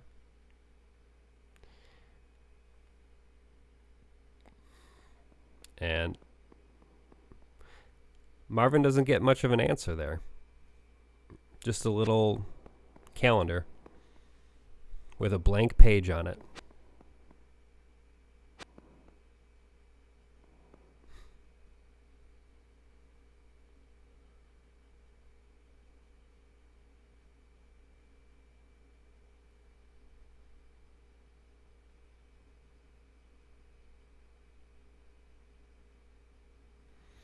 And so this is pretty interesting. This dynamic is definitely not present when Paul is playing the game, but it seems Marvin is able to...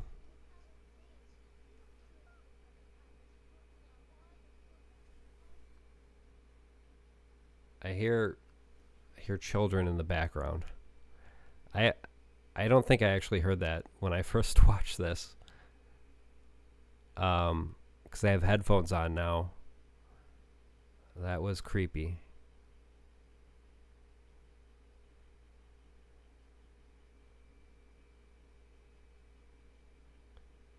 Beer.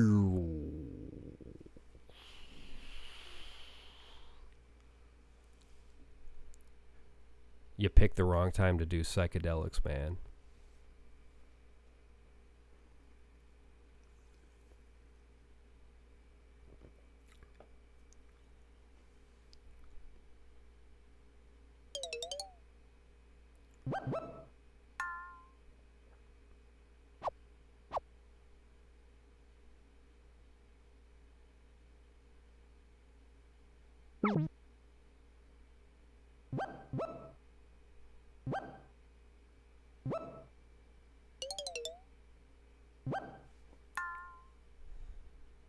Okay, did you see that? Did you see that? Your butt leaves a cavity in the chair. What the fuck? What is that supposed to mean?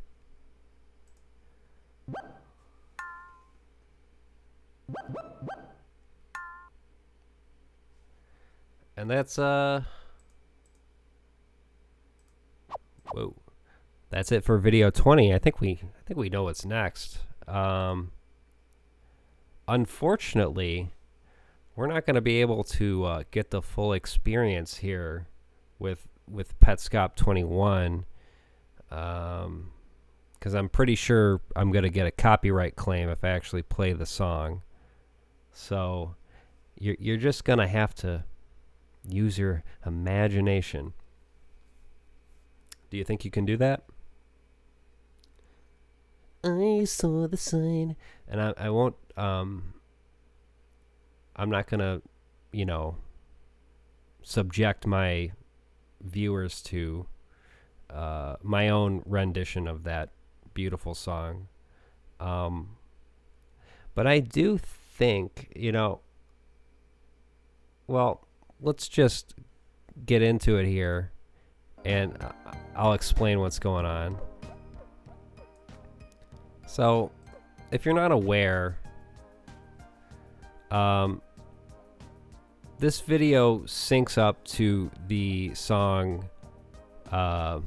is it called I Saw the Sign? I think it is. And who is the artist? I'm kind of blanking here. Let me pull my notes up.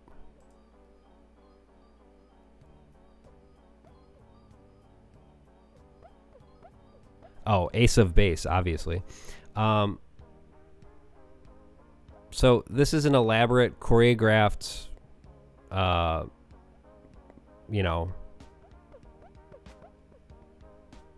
dance here. And we can presume that the player is Care, right? Because it says Care Dancing Sign. So that the game, the series tells you what you need to know. And right now she's dancing to the chorus and spinning around the signs in this part of the game. A lot of people kind of wrote off the significance of this event. Like it's just sort of a nice send-off for this batch of videos. I don't think that's the case. I think it's pretty clear that there's some kind of significance to the song in relation to the underlying themes of Petscop. I mean, if you take a look at the lyrics, there are some thematic parallels. The speaker has freed themselves from the shackles of an unhealthy relationship, possibly even an abusive relationship with someone who the speaker relays seems to lack empathy. There's the line, "Life is demanding without understanding." So you get a sense that these two people not on the same page. The speaker is not being understood. There are other ways in which the song has significance in relation to Petscop as well. And like in my latest video, I talk about how the work makes use of nostalgia, specifically that of the 1990s, in order to elicit a certain effect. I think that's true on a number of levels when it comes to Petscop. So the Ace of Base song, it just fits with the general time frame that someone Care's age would be fond of that song. But we're watching a recording of her controller inputs in 2019. So in a sense, it's kind of like we're watching a ghost. It's pretty creepy when you think about it that way. And it's kind of sad too, right?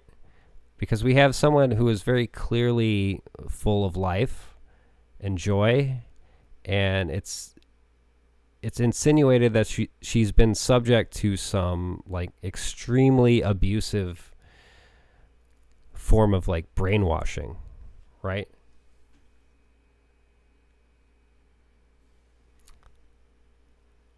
And here she is performing a song, performing a dance to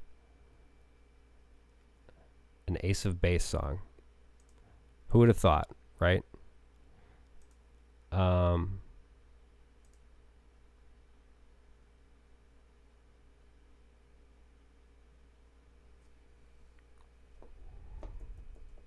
So at this point, I'll open it up to comments and questions, and we'll see where it goes from here. It's been a little bit over 2 hours, so I'm not going to stay on too much longer, but I do want to have a more open discussion. So, yeah, feel free to share your thoughts. If you saw something that I missed, by all means, point it out. If you think I'm wrong about something, hey, feel free to interject. It's all good.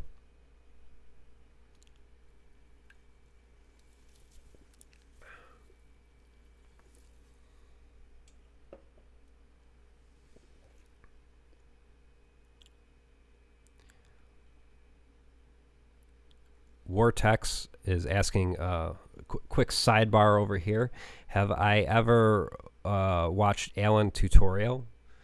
Yes, I have. I immediately consume anything that Alan Resnick and or Wham City produces. So, yeah, I watched that a while ago. Highly, unique, insanely, like, drawn out and meticulous on the part of the artist. Yeah, Alan Tutorial is something else.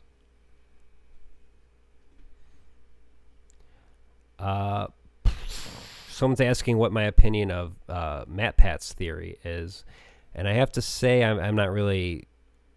I watched it at some point, but I'm not super familiar.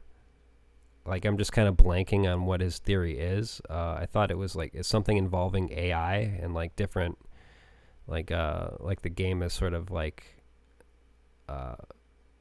There's different generations of the game. Like there's sort of whoa, that was loud.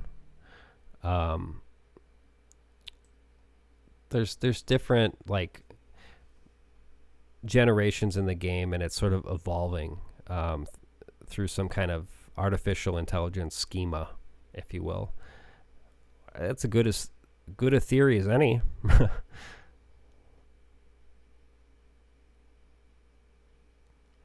What are your thoughts on the Slenderverse? Somebody asks. Well, Slenderman and I were friends once, but we've drifted apart. It's a long story, but to make a long story short, he was supposed to come over and watch the Girls finale with me on HBO. And he totally ghosted me. So Slenderman and I, we're kind of like on the outs. Like we're not speaking currently. And I just had some issues with the way he conducts himself, quite frankly. It was extremely rude. Thank you.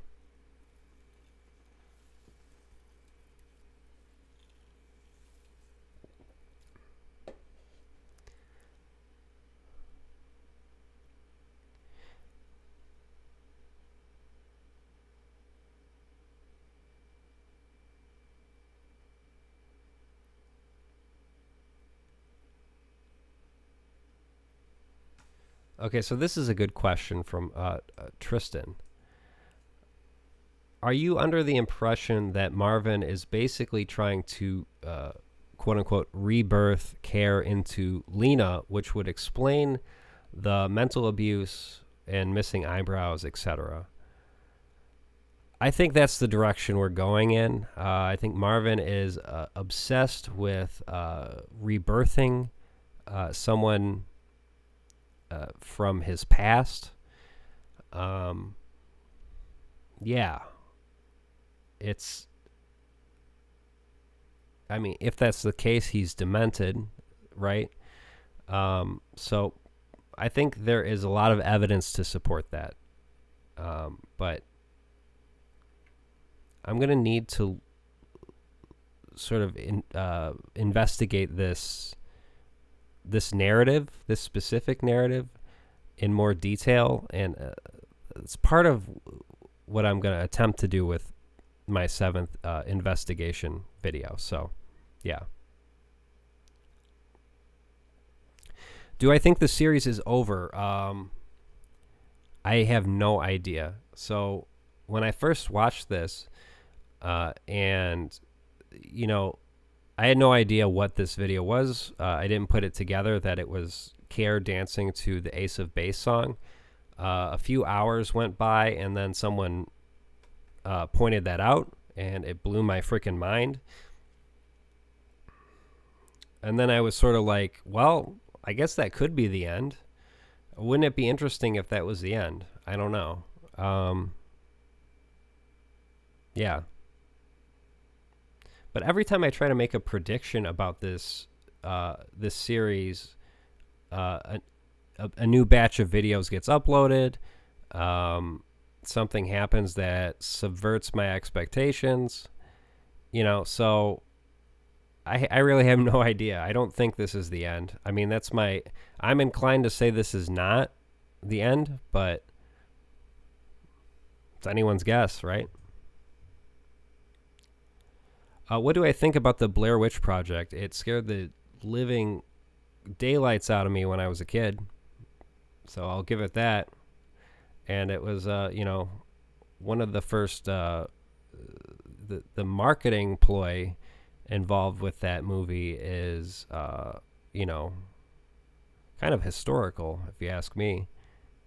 So I think the film holds up. Do I think Paul or his voice will return? I don't know. Like I said, every time I try to make predictions about what's going to happen, I end up being totally wrong. So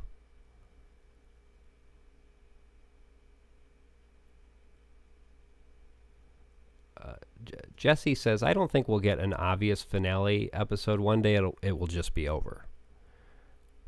I don't know about that. Part of me thinks that with the sort of like craftsmanship that's gone into this series, that I would hope there would be a definitive end, but at the same time, everything about this series is so ambiguous that, yeah, I could see it being kind of like, is this the end? Isn't it? I don't know. Like it could be one of those things. Have I played Space Funeral? No. Never heard of it. Gonna have to write that one down.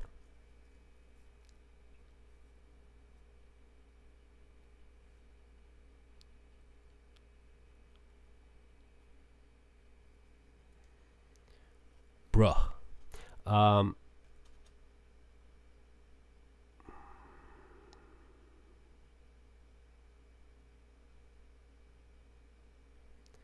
Have I played Petscop? No, I have not. Do you think there is some sort of supernatural aspect in the real world or just the game? Time loops, alternate realities, etc. I don't think there's any supernatural elements going on right now. Like, if I had to guess, I don't see any evidence for it.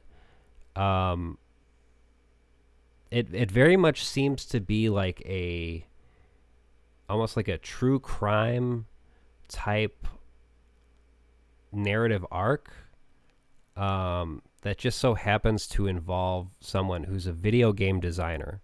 And so we are experiencing everything through that lens. Yeah, that's basically what I think is going on.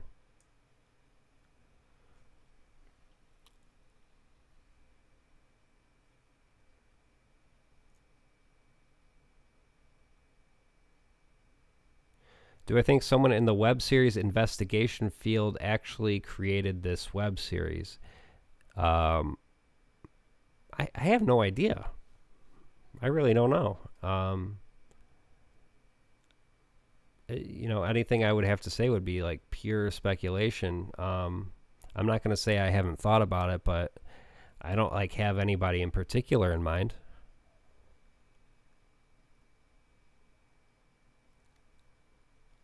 Do I have a Petscop music playlist for the stuff I've made for my investigation series? No, I do not, but I'll think about working something up. That's a good idea.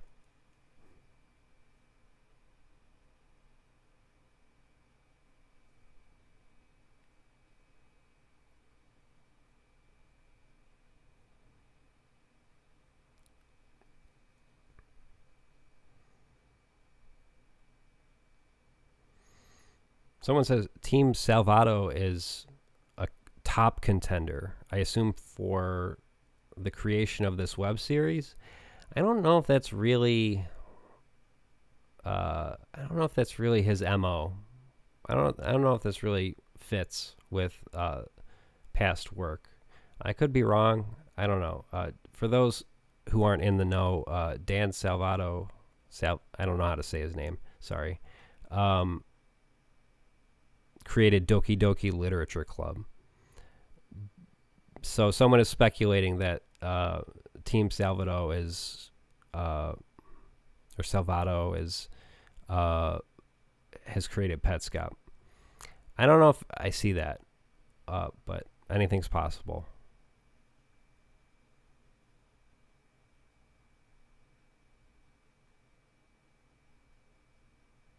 Someone says it does feel a bit more independent to me. Yeah, that's.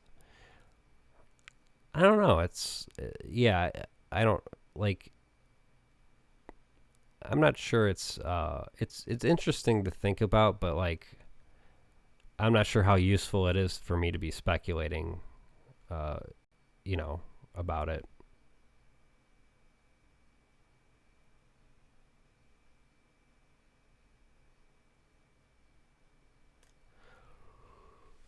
Ooh, excuse me.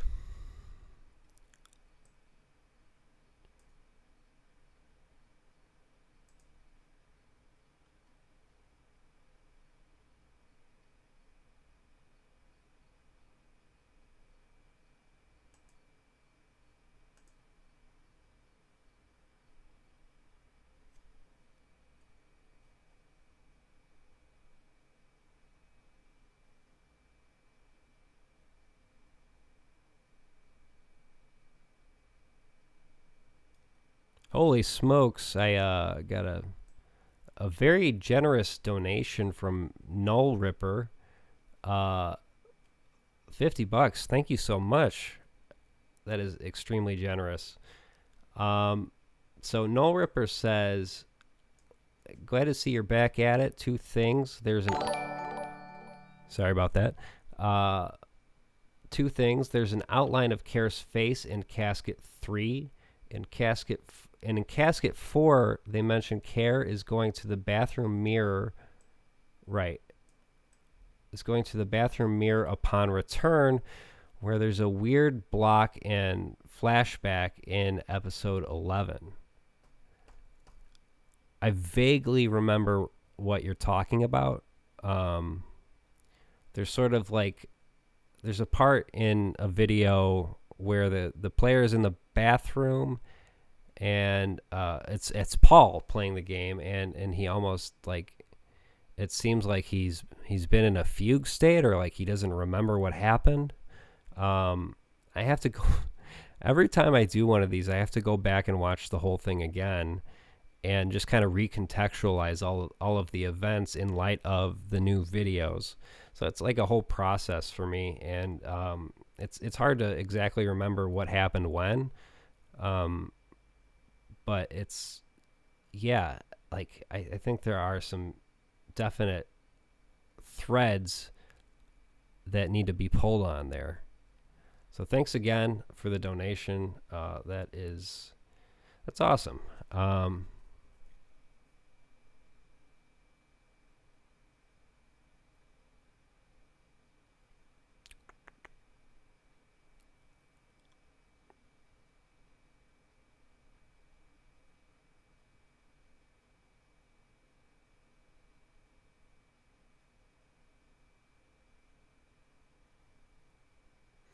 So Cody Boy says, I think this is a good point. The inverse controls, right, that we just saw previously, with left referring to right and right referring to left, it could be a reference to Paul's issue with left and right. So I believe previously it is alluded to that Paul has trouble with his left and like being able to tell his left from his right. Yeah, it could be a reference to that. In fact, I think that's pretty solid. As to what it means, I have no idea.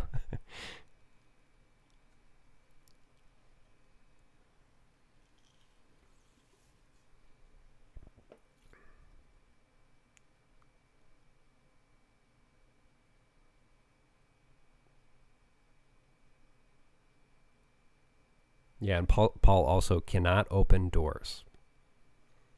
Strange things to say about a person. They can't tell their left from their right, and they can't open doors. So Metalis is asking, what do you think about the caskets in video 20 representing the deaths of each care? Care A, Care B, Care NLM. I think that's, my initial impression is I would like to see some more, something to back that up. Like, if that's the case, there should be some element to each casket that you can tie back to some previous detail relating to care. So I would need to look into that a bit further.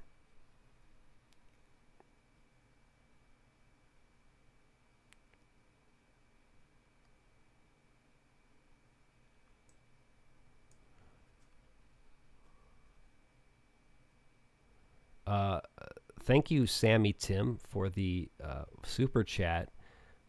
Sammy Tim says, Petscop video in reverse is, in parentheses, forward. Get my point?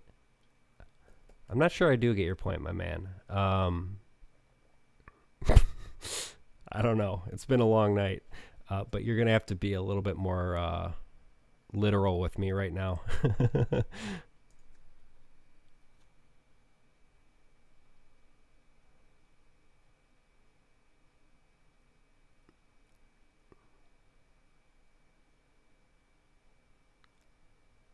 Stephanie asks, is the game made for a specific person once they start playing it? Well,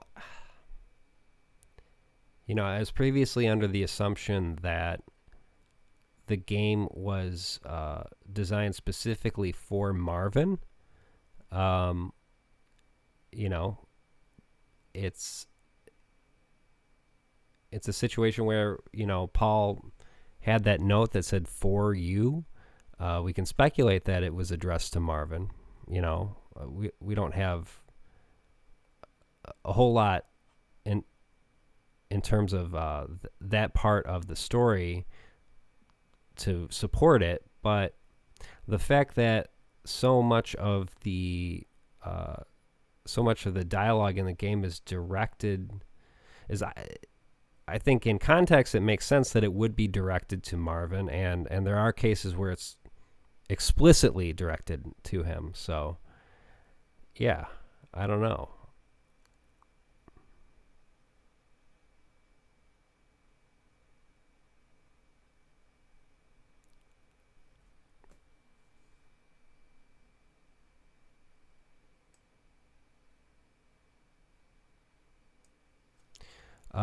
Solifuge says, I got the sense content was being added as people played it, and seems to name pets after them as something happens in their play, like in their gameplay experience.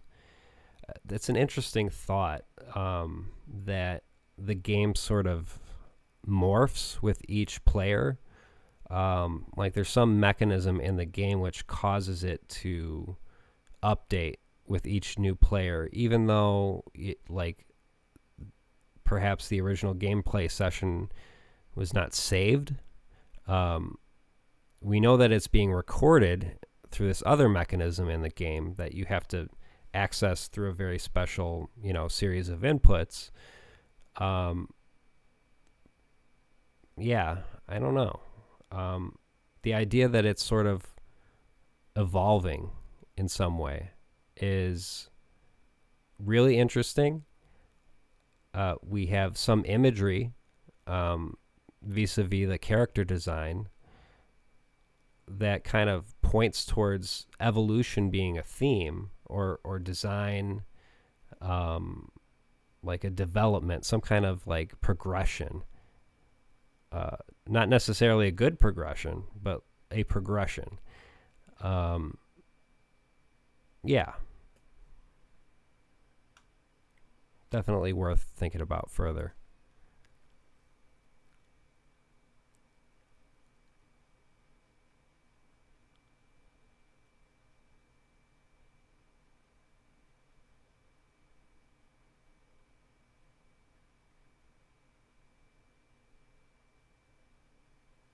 When we're shown the map of the gift plane in the sprite's demo menu, looks like maybe there's more stuff to the left of even care.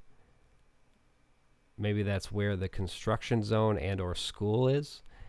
Perhaps. I would have to take another look at the map. You do get the sense that it's incomplete. Like there's more things that had been planned on, that the designer had planned on adding, and they never quite got around to it. You get that sense all throughout the game, right?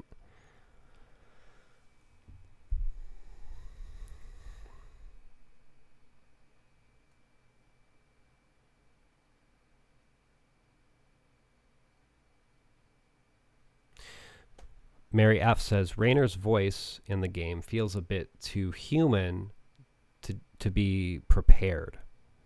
Well, I think there's definitely an intentionality to whenever we can discern that Raynor is the speaker, it definitely seems as though that person has an agenda. Like they're trying to get at something. I don't know how to put it other than that.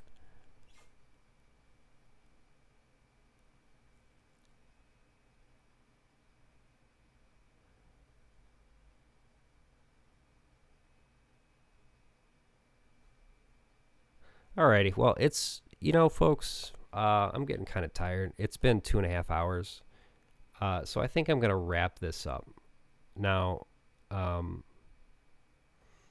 as I previously said, I've launched a Patreon. So if you like what I do and you're interested in supporting me on a monthly basis, you can go to patreon.com/Nightmare Masterclass. And if you're not able to, that's okay. Don't worry about it. But I thought this would be a good way to basically support my channel, and every little bit of money I get helps sort of justify me taking this time to do this research and develop all these videos.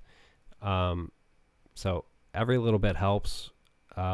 And like I said, I have a number of things in the works right now. So stay tuned. I'm not exactly sure when I'll be uploading a new video, but if I had to guess, I would say early September. But that one will not be Petscop related.